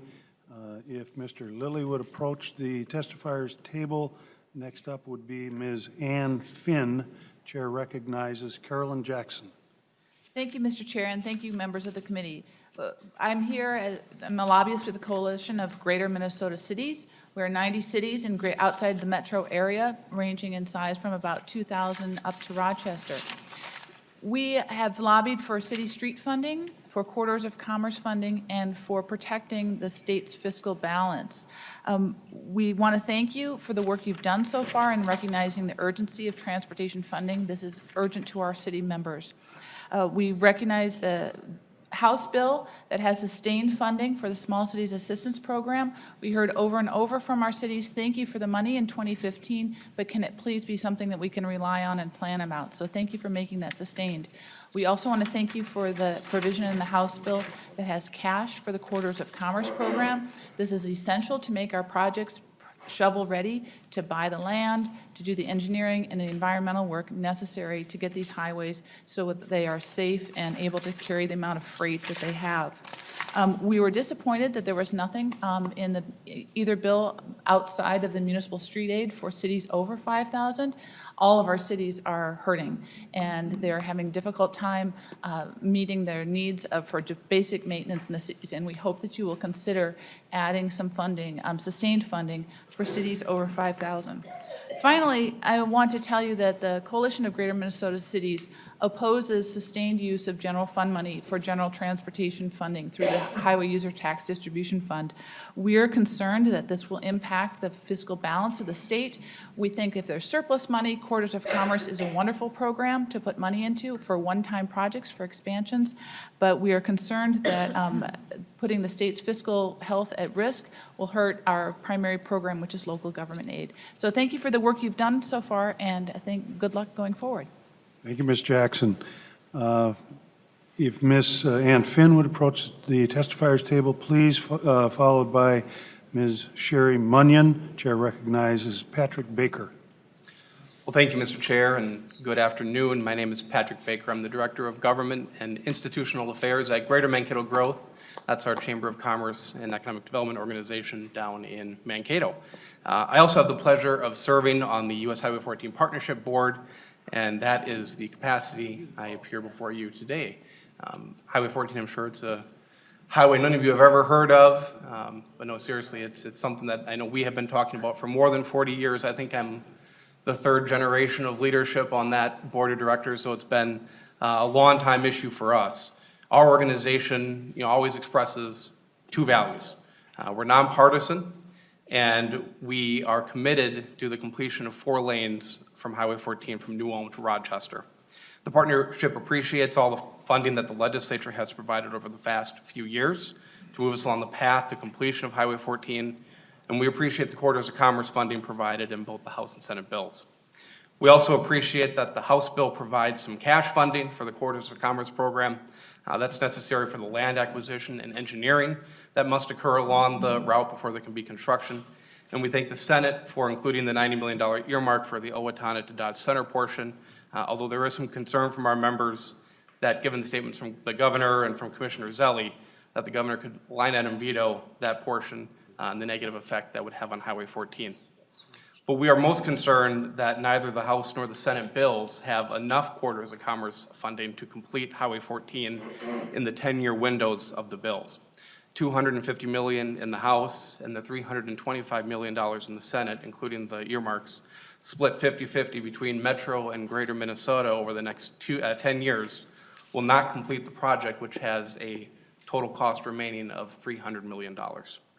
Recently, a coalition of chambers of commerce along the Highway 14 corridor, including Greater Mankato Growth and the Rochester, New Ulm, Owatonna, and Waseca Mr. chambers. Baker, I'm sorry. Yep, sent a letter talking about Pass it investing out. this year. Thank you very much for Yep. your testimony. Thank you. Ms. Munyon or her substitute, whichever, if you would please approach the testifying table.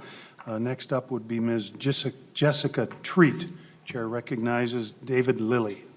Thank you, Mr. Chair. My name is David Lilly. I am here on behalf of Lakes and Parks Alliance, a citizen organization that has been intimately involved with the planning of Southwest LRT, and an organization that is here to tell members of this committee that we heartily support and endorse the provisions in the 2 bills affecting Southwest LRT and, for that matter, future LRT developments.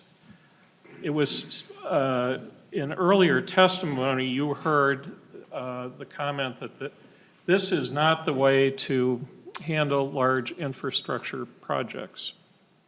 I beg to differ. We would not be here today, we would not be discussing this bill had this big infrastructure project been subject to the provisions, the prospective provisions of the bill before you, and specifically the planning, forecasting, and disclosure provisions. I don't have to tell the members of this committee, because you know it well, that this project at $2 billion or $350,000 per automobile taken off the road is an environmental, fiscal, safety, equity, and policy disaster. You will not be faulted in the future if you choose move forward with this bill. Thank you. Thank you for your testimony, Mr. Lilly. If Ms. Treat would please approach the testifying table. Next up would be a Ms. Andrea Keep or Kipe. I'm not sure if I'm pronouncing that correctly. And the chair recognizes Ms. Ann Finn. Thank you, Mr. Chair, Chair Torkelson and Chair Newman, members of the committee. My name is Ann Finn, and I represent the League of Minnesota Cities. The League is a statewide association representing 833 of Minnesota's 853 cities. Minnesota cities, large and small, rural, urban, and suburban, support passage of an omnibus transportation funding bill that is comprehensive, multimodal, and sustainable. To that end, the League has deep concerns with the House and Senate omnibus transportation finance bills as referred to the conference committee. I want to raise 3 points that are specific to cities. First, the bills do not provide a dedicated funding source for streets that are ineligible for municipal state aid. The League's highest transportation priority is to secure a dedicated funding source for city streets that are not eligible for MSA under the constitutional formula. These streets exist in both large and small cities. Although the House bill contains a base appropriation of $25 million for this purpose for the Small Cities Assistance Account, and the Senate has a one-time appropriation of $10 million for this account, neither bill includes funding for non-MSA streets in larger cities. Furthermore, the Small Cities Assistance Account appropriation will be divided between 705 cities. The city groups collectively brought forward a bill that we think remains worthy of your consideration, and it would provide $57 million per year in dedicated revenues to assist large and small cities with street maintenance and reconstruction. My second point is that the bills will increase the cost for city property taxpayers. Funds that flow through the constitutional formula, as most funds in these bills do, disproportionately benefit the state and all of Minnesota's 87 counties. When the state and counties make investments in roads and bridges, there are almost always cost participation obligations for cities and thus their taxpayers. Given the bills provide very little in the way of new transportation money for cities, there is a strong likelihood that cities will divert funds from their own systems to participate in state and county projects as a result of the funds that come through the state and county. Thank you very much, Ms. Finn, for your testimony. If Ms. Kipe or Keep, I'm not sure how to pronounce that. Mr. Chair, may I give my spot to a volunteer who has to leave early? Yes, you may have the volunteer please approach the testifying table. And next on deck would be an Annie Buckvold, if you would get ready, please. And we have a substitute for Ms. Munyon. If you would identify yourself for the record, sir, and please proceed. Yes, my name is Craig Remp, and I'm the president of the Minnesota Public Transit Association. And I do have a handout here. The Minnesota Public Transit Association members appreciate this opportunity to comment on the provisions contained in the two versions of House File 861 as you work to reconcile the differences between the bills and produce a final transportation bill. Transit systems throughout Minnesota are struggling to meet growing demands for service and to meet federal and state regulations to provide service to people with disabilities and other needs. Transit service allows people to live productive, independent lives, whether in small towns, in rural areas, or large cities. Thousands of people rely on transit service every day to get to work, school, medical appointments, and other important destinations. The modest increase in the vehicle's lease sales tax revenue to Greater Minnesota in the coming biennium will not allow for much support beyond accounting for inflation and existing services. As ADA and other requirements push systems to expand service, additional sustainable funding will be needed in order to keep buses running. Providing a larger ongoing percentage of this, the MVES or lease vehicle sales tax to highway needs will only make future increases for transit needs more difficult to obtain.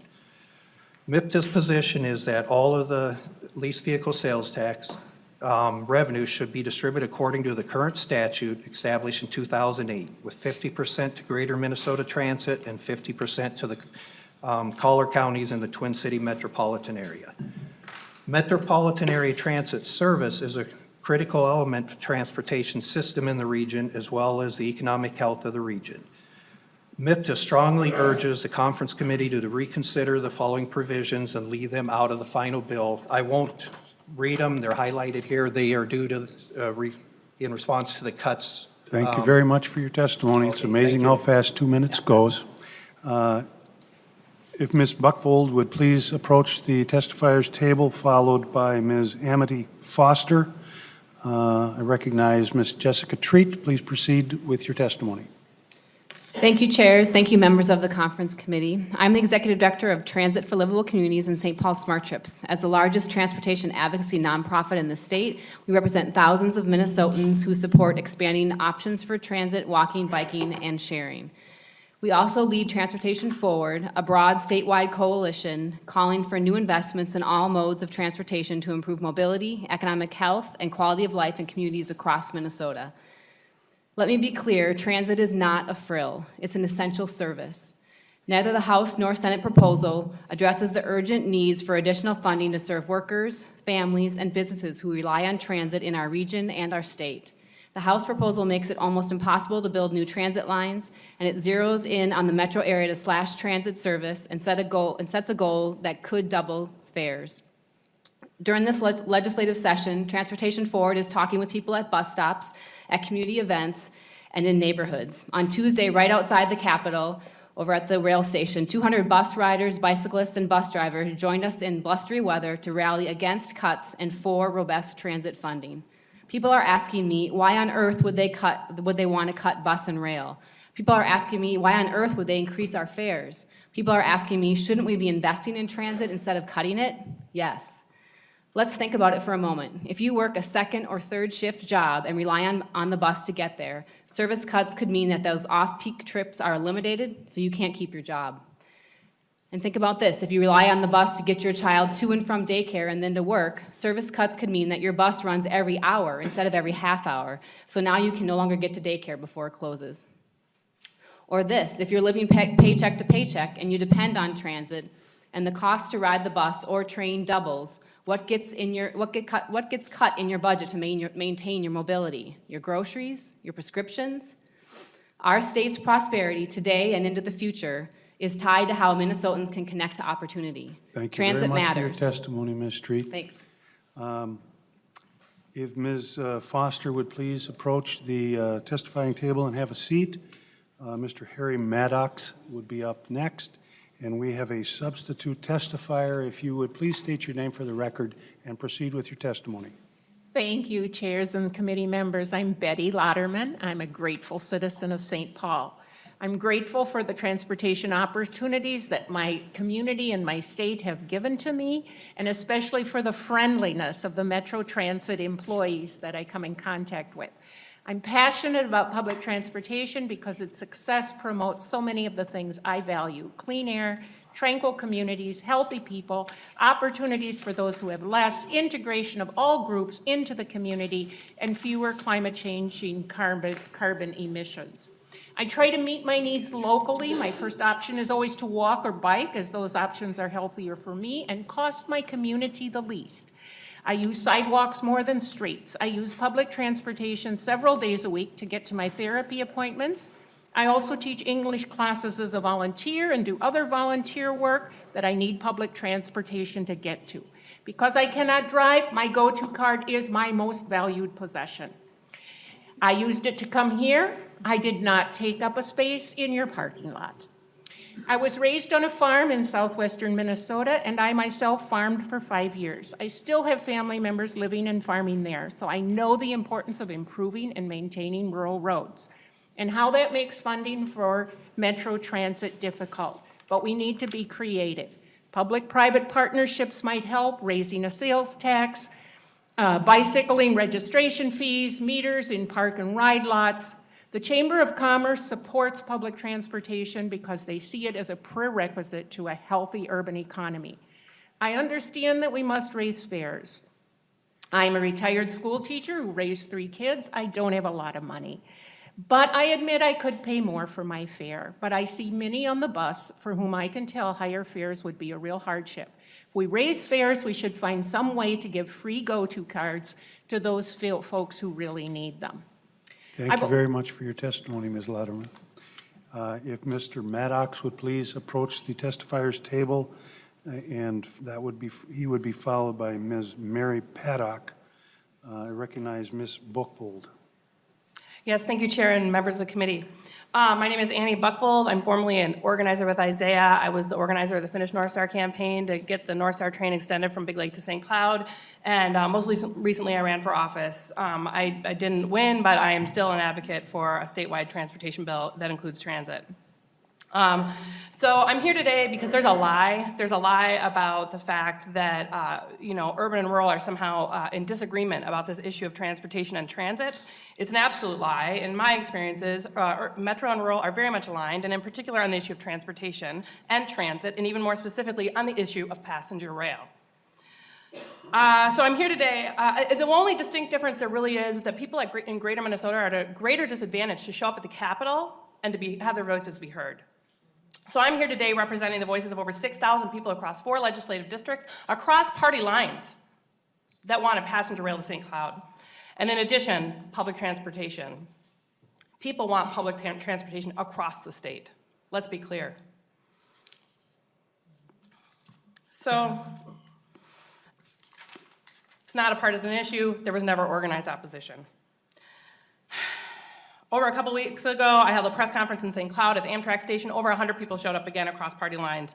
None of our representatives showed up. They were all invited.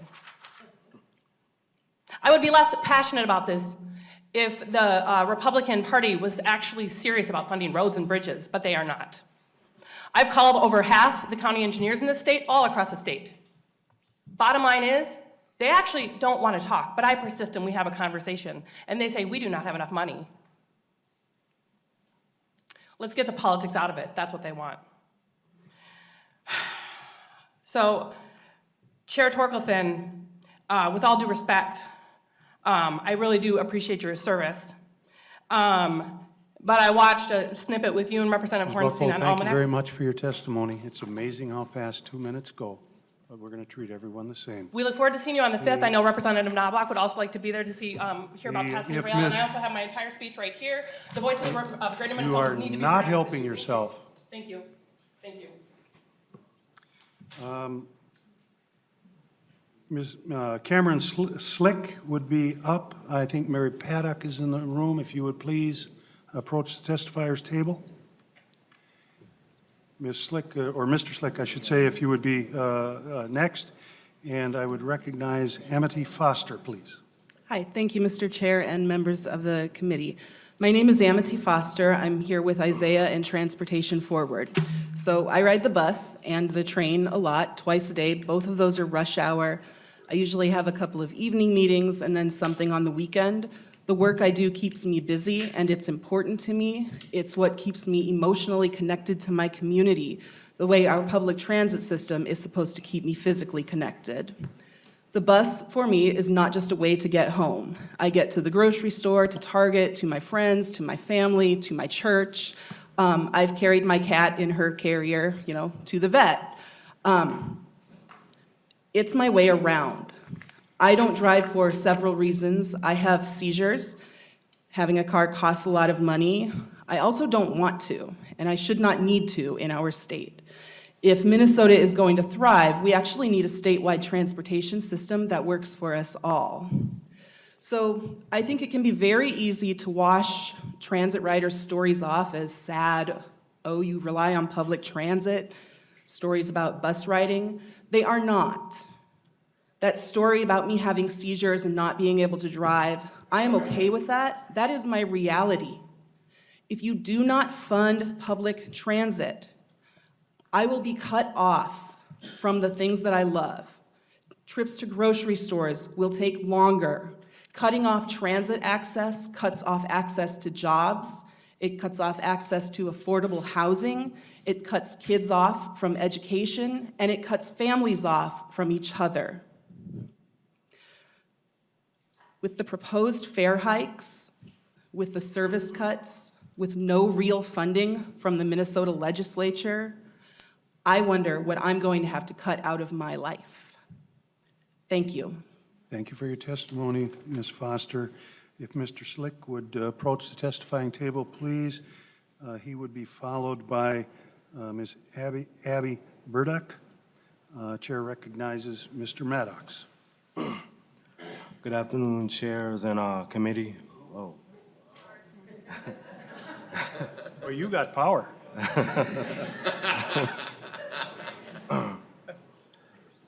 Good afternoon, and I'm Harry Maddox with Transportation Forward and Transit for Livable Communities in St. Paul Smart Trips.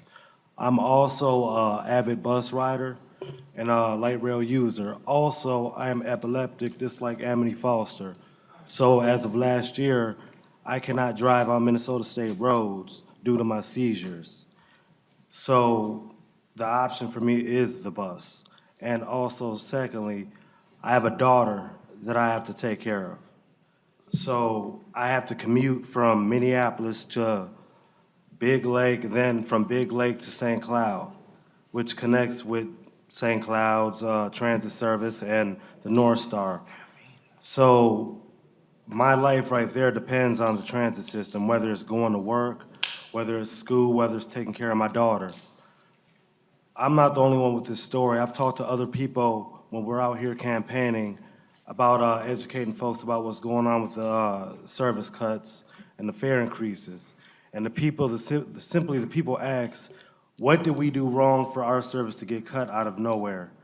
What is the reason why, and can you tell us why? My answer is, you have to go back to the state legislator. You know, we have to show them the bills and show them why, this is, what, in your words, why you're cutting the service. Some of us don't have that reliability to jump in the car, and if we were forced to jump in the car like some of us, then it probably would prove detrimental to safety on the roadway. So thank you, Chair, thank you, committee, and please reconsider when you cut transit service here in the Metro. Thank you. Thank you very much for your testimony. If Ms. Let's see, Ms. Burdock, if you would, if you're in the room, please. Oh, you're up there already, okay. Mr. Paul Reinecke would be up next. Ms. Paddock, please proceed. Thank you, Mr. Chairman. I'm Mary Paddock. I live in Minneapolis. I'm here representing LRT Done Right, a grassroots, nonpartisan organization of about 500 members. As our name indicates, we are not against light rail. We are for transit, like previous speakers, if it is properly planned and built. In the past, as you may recall, we have been here opposing the funding of Southwest LRT, which is the costliest public works project in the history of the state of Minnesota, at $2 billion. We oppose it because we believe it is not cost-effective. We believe that we can spend $2 billion in a way that will serve more people and serve them better. This is like adding a new room to your house when you can't afford the mortgage at the moment. We believe it is highly dangerous because of its proximity to freight trains carrying hazardous materials. We believe it would do irreversible damage in the area, including the adding of greenhouse gases. But today, we are happy to support several eminently sane features in the bills before you that could resolve these problems with Southwest LRT and prevent them in future projects. We support, number one, language requiring legislative approval of light rail projects in consultation with local units of government, because these projects commit enormous taxpayer resources to projects that affect not only the metro area but the entire state. Secondly, we support language requiring safety standards for co-location of freight and Southwest and light rail. Third, language that requires cost-benefit analyses of alternatives to light rail projects and their alternatives.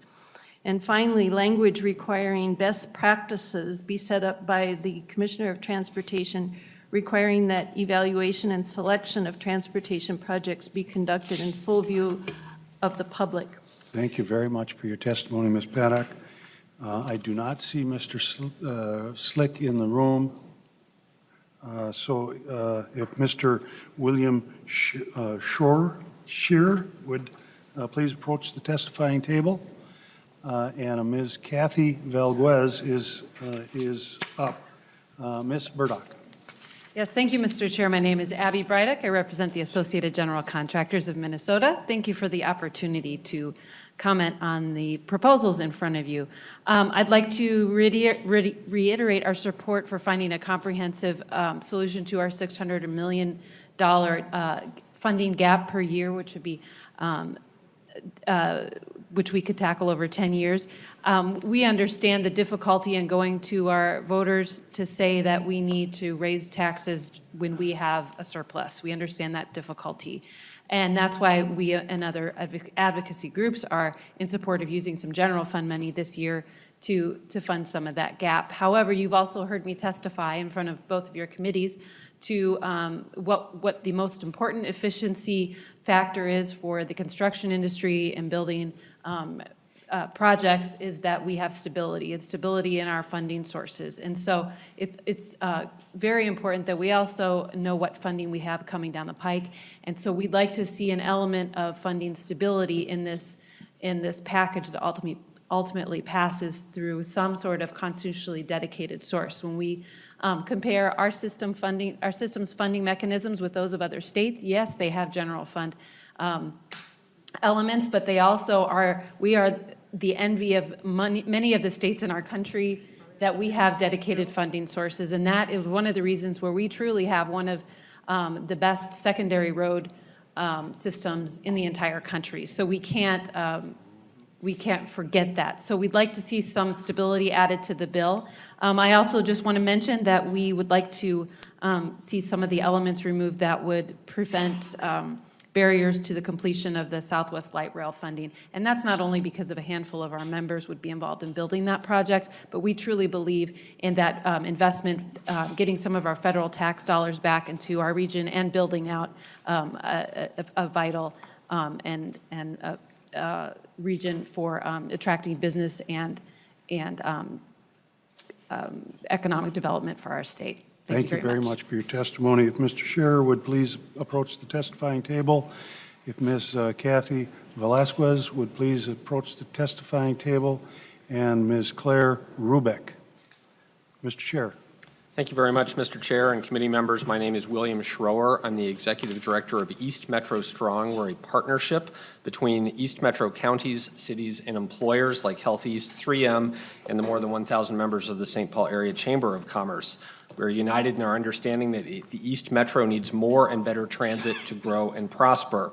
You've heard a lot today about the complexities of funding our transportation system. I've learned quite a bit myself.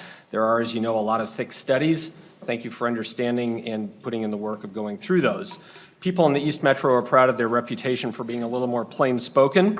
A director of Securian, one of the largest East Metro employers, boiled it down for us into 2.5 lines, which fit on a 3x5 index card, and I'll be giving this to the page so that you can put it in your wallet.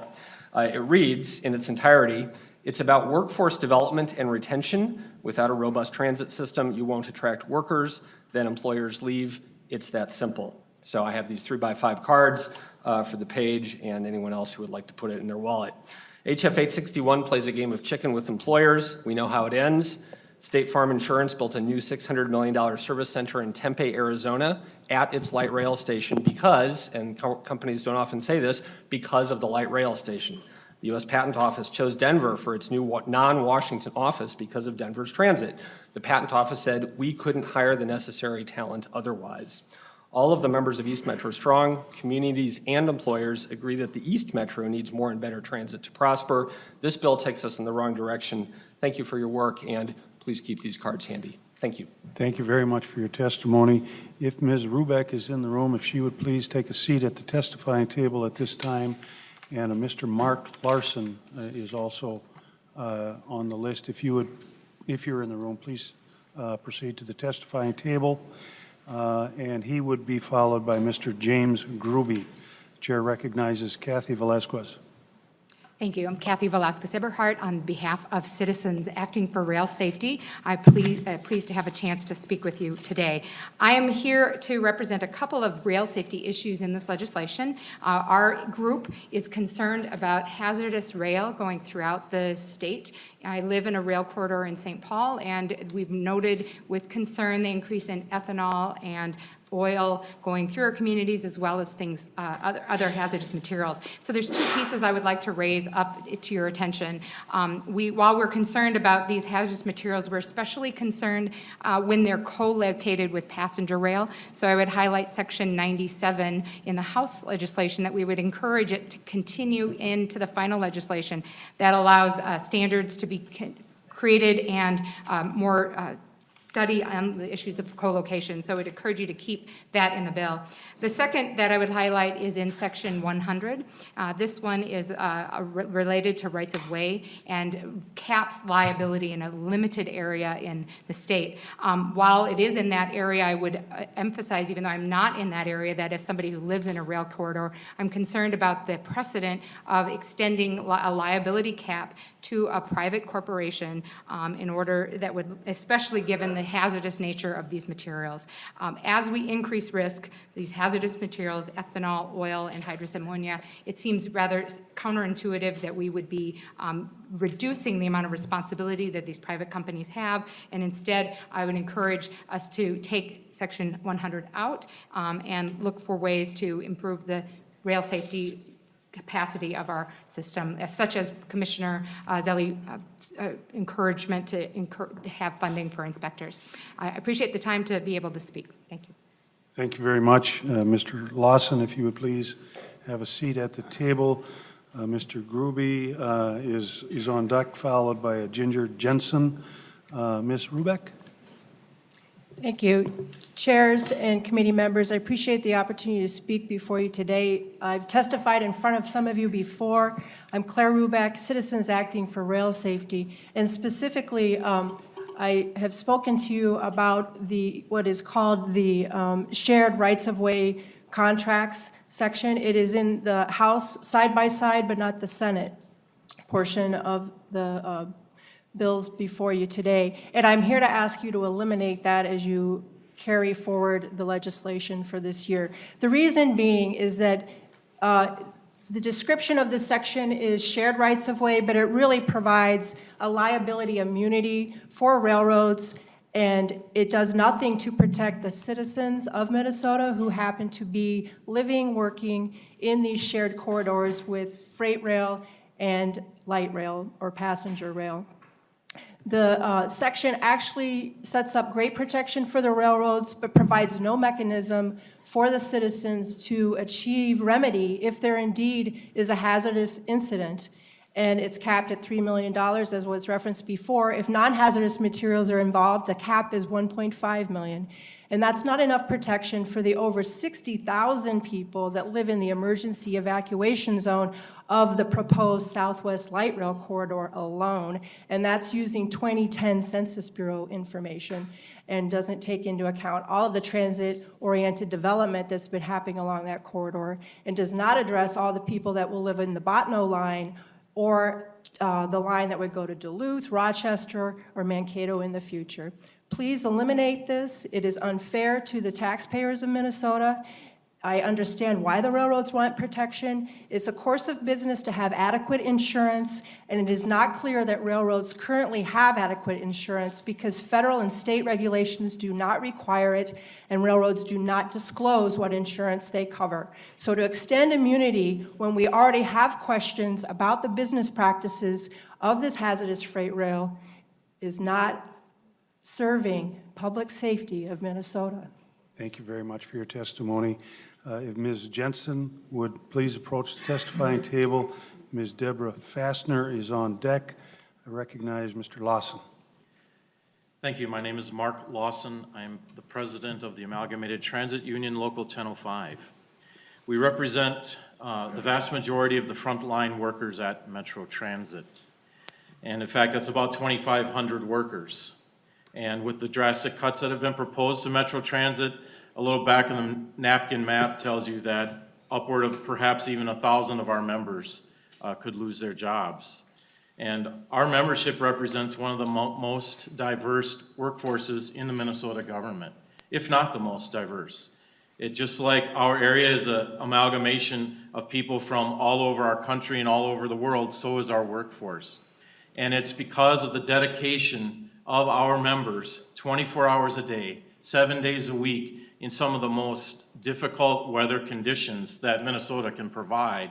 It's that Metro Transit last year earned the award from APTA, the American Public Transit Association, calling Metro Transit the System of the Year. Our members did their part to bring that award to Minnesota. And Metro Transit deserves it. And our members deserve the recognition for that.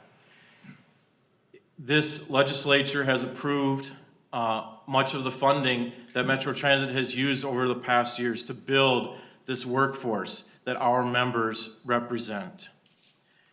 When we have a workforce that is as dedicated as our members, that have delivered like our members, the answer shouldn't be to gut it and cut it and throw it out with the trash. The answer should be to invest in it. When you have an investment that's performing well, bringing the most efficient transit per person on a per-person basis to the Twin Cities, that should be invested in. Our workers, our members from the ATU Local 1005 are delivering that for the state of Minnesota, and I would hope you would take that in consideration as you move forward. Thank you. Thank you, Mr. Lawson. If Ms. Fassner would please approach the testifying table. Mr. Dan Larson is on deck. I recognize Mr. James Gruby. Good afternoon, Mr. Chair and members of the committee. My name is Jim Grube. I'm the Hennepin County engineer. I'm here this afternoon to represent both Hennepin County and an affiliation with the Minnesota County Engineers Association. And I'd ask you to consider retention of the state law, which allows for the establishment of a turnback fund for both local and county turnbacks for the improvement of former state highways. As a perspective on how popular this program is, currently there are 13 different counties across the state who have either negotiated or are negotiating turnbacks with Minnesota Department of Transportation for 16 different segments of highways across the state. A little more locally for me, I'm involved in two particular turnbacks of interest to the locals. One is former Highway 12 through Orono and Long Lake, which came to the county as a result of the construction of the Highway 12 bypass through Orono and Long Lake. The second is former Highway 212 down the bluff to the Minnesota River, Flying Cloud Drive, if you will, from Eden Prairie into Chanhassen. That stretch of highway became available to the counties as a result of the construction of the new multi-lane 212 going through Eden Prairie, Chanhassen, Chaska. The County Road 61, which is the former 212 project, our plans, our specifications are completed, our right-of-way is acquired, and we're ready to go with this project, but it is uncertain because of the uncertainty of the funding. Last year, the state, Scott County, Carver County, and cities celebrated the opening of the former 101 bridge that replaced the old one through the Minnesota River Valley, raising it out of the floodplain so it no longer flood. Thank you very much, Mr. Grube. The low point is in Hennepin County. Thank you very much. Thank you very much, Mr. Grube. Ms. Dorian Grilly would be on deck, followed by Ms. Rachel Callahan. Ms. Jensen, I got that right? Yeah, my name is Ginger Please Jensen. proceed. Thank you. And I am a member of Socialist Alternative running for Minneapolis City Council. I've played a leading role organizing a grassroots movement for a $15 an hour minimum wage in Minneapolis, and we are on the verge of winning because low-wage workers have organized a movement based on protests and strikes. $15 an hour will lift tens of thousands of Minneapolis workers out of poverty, yet these cuts to mass transit undermine that. A worker can't enjoy a $15 minimum wage if they can't get to work. The Twin Cities is home to 17 Fortune 500 corporations, the highest concentration per capita in the country, yet we have deep racial and economic equity gaps. I have one simple message here. We need to tax the billionaire class and big corporations to fund mass transit and expand it, not to cut it. Raising fares is a tax. Raising fares is a tax for people going to work. It's taxing people for having a disability. It's taxing people for being old. It's simply a tax on working class people. The Republicans often talk about jobs, but they propose cuts that will impact transit workers, one of the most diverse workforces we have. It's an attack on union members, especially women and workers of color. We have a climate crisis on our hands and a climate change denier in the White House. Mass transit is a key solution to this. Making transit truly affordable means reversing fare hikes and providing free passes for all public school students and all low-income youth, senior, and disabled riders. There's enough money out there where we should not be talking about taxing poor people through fare increases and cutting service. It costs $45 million per year to meet public transportation needs in greater Minnesota with new bus routes and expanded service, and that's less than Minneapolis residents paid for the US Bank Stadium. $16 million per year to greater Minnesota communities to create vibrant downtowns and develop safe, accessible pedestrian and bicycling infrastructure. That's less than Richard Davis, the CEO of US Bank, made last year. I'd say tax him, don't cut transit. There are hundreds of thousands of people who will be affected by these proposed cuts. But working people have tremendous power when we organize around a collective interest. And that's why we're on the verge of winning 15 an hour in Minneapolis, a historic victory for working people. That's how I believe we will reverse these cuts to transit. Thank you for letting me speak. Thank you very much for your testimony. Mr. Dorian Grilly, if you want to approach the testifying table, and Ms. Rachel Kellan, you could also approach and have a seat, please. Chair recognizes Mr. Larson. Mr. Chair and members, Dan Larson, the Executive Director of Minnesota Rural Counties, 29 counties representing 29 counties in greater Minnesota. We appreciate the efforts you've put towards pulling a significant funding bill together. We know this is not an easy task. I'm going to focus my comments on levels of new funding and the sources of those new funds as they pertain to local roads, and meaning the first haul out of the fields and out of the forests. So MRC believes highway funding should be administered with constitutionally dedicated revenues from a statewide perspective, utilizing long-term sustainable funding solutions. I hope you will remember that last year there was a bipartisan recognition and support for $6 billion in needs over the next 10 years.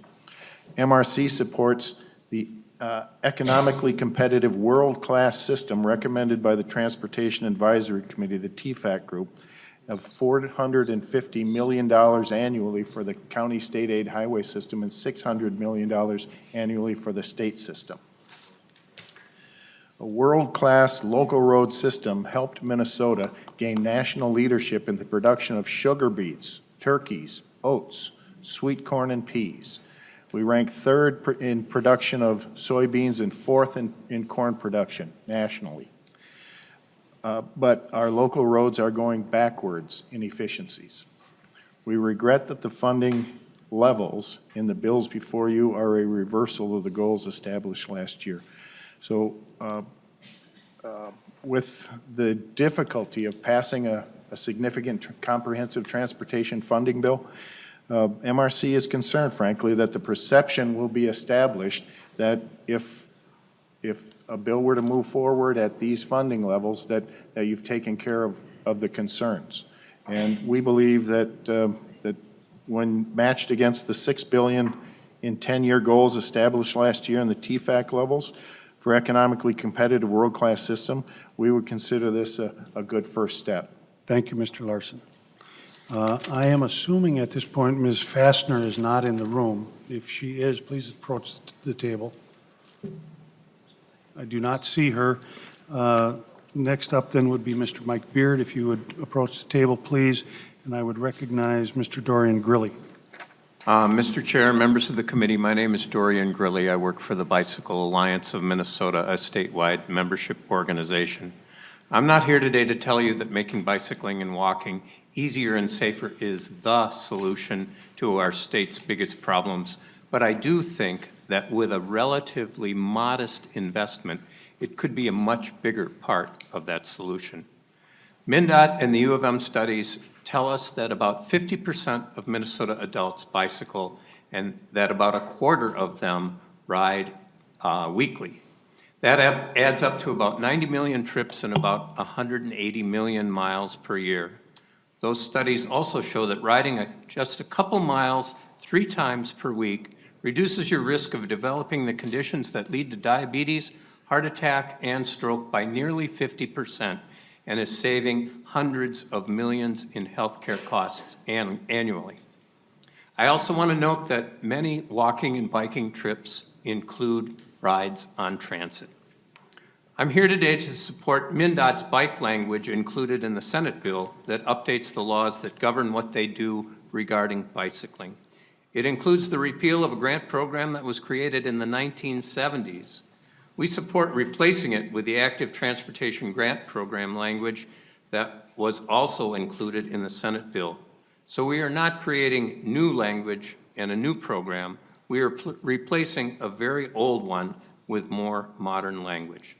The idea to create a state-level active transportation program is not coming from the urban core. It is coming from around the state and includes more than 50 members of the Minnesota Mayoral Active Transportation Caucus. They see good walking and biking as an asset that will help them attract and retain young people, families, and businesses that will sustain their communities. Representative Petersburg and I met with a couple of them last Thursday. I also want to thank the House and Senate for including the Safe Routes to School Please base. excuse me, Mr. Grilli, but I'm going to have to interrupt you. It's amazing how fast 2 minutes go, but thank you very much for your testimony. Ms. Callahan.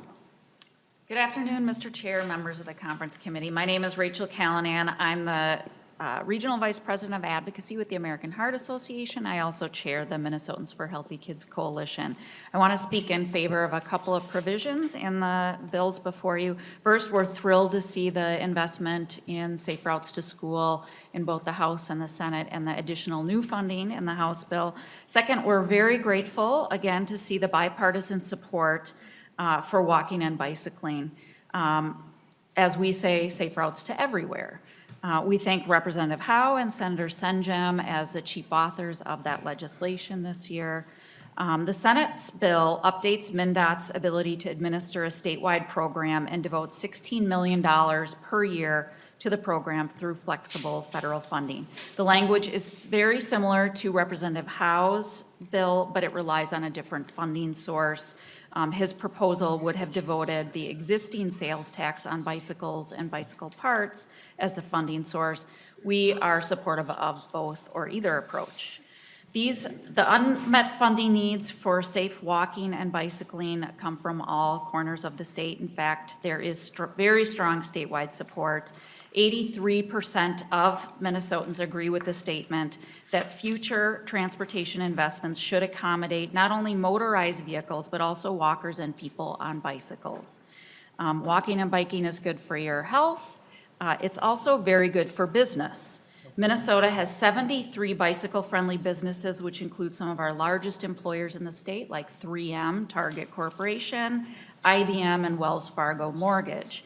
Recent research conducted by the U of M found that bicycling industry supports $778 million in economic activity in 2014, and that doesn't even include the bicycle tourism industry. That's just the bicycle industry parts and shops. Communities small and large understand that they need to invest in walking and biking to keep and attract families of all ages. That's why over 50 mayors have joined the Mayoral Active Transportation Caucus, and we urge you to also support active transportation. Thank you. Thank you very much for your testimony. Mr. Beard. Mr. Chairman, members of the committee, thank you. And I appreciate your forbearance in allowing me to get from 2 other railroad appointments to this railroad appointment, one of the favorite things I like to talk about besides airplanes, Mr. Chairman. I'm going to refer to a provision that's in, I think, Section 111 of the House side of the side-by-sides, and I don't think it's in the Senate provision. It was heard in the Transportation Committee in the Senate, Mr. Chairman and members. It's Senator Dames is the author, and it's Senate File 1624. Now, Mr. Chairman, in your committee, when we heard it, We actually amended the bill with the A-17 amendment, and so that's the language I'd like to speak to, because the original bill just talked about loan forgiveness for a contract loan between MnDOT's Mercy Program, the Rail Freight Office, and the Minnesota Valley Regional Rail Authority, which is a public entity, I need to underscore. But MnDOT came to me and respectfully requested, first of all, that they aren't in the forgiveness business, but they do make grants from time to time. So if we would amend the bill to make this a conversion to a grant, that would be appreciated. Also, in the contract, and I have both ends of it here, which would take hours to read, Mr. Chairman, I won't do that. There is a provision in the back that's standard boilerplate that when public funds are used to acquire property or improve property for a public entity, there are certain processes and rules and regulations that prescribe how that property has to be treated going forward. MnDOT asked that those also be included in the amendment, which was added in the Senate Transportation Committee. So going forward, Mr. Chair, if this makes it to your final cut, I would respectfully request that you adopt that language in lieu of the House's position, but we certainly do appreciate the House's position. In 2002, the Minnesota Valley Regional Rail Authority, which is a public entity of 5 counties, purchased 94 miles of derelict track from the Chicago Northwestern Railroad Company. It was known as the line of standing derailments, and an emergency loan package of about $7 million was put together. Some of it was grants, some of it was a loan. This was the $4.8 million that was the loan portion. It's paid down now to just a hair over $4 million. And so we're asking for a loan conversion to a grant of $4 million, and whatever balance is outstanding, the Rail Authority has public funds on hand to zero that account out with MnDOT's Office of Rail, Mr. Chairman. That's, I can answer questions if you have further ones, but that's sort of the very short version of what the bill does and why we're requesting it. Thank you very much, Mr. Beard. Members, that does complete our agenda of testimony for today. I would tell you that we will reconvene on Monday morning at 9:30 in this room from 9:30 to 11, and we will take the bill up again. With that, our agenda is completed and we stand adjourned.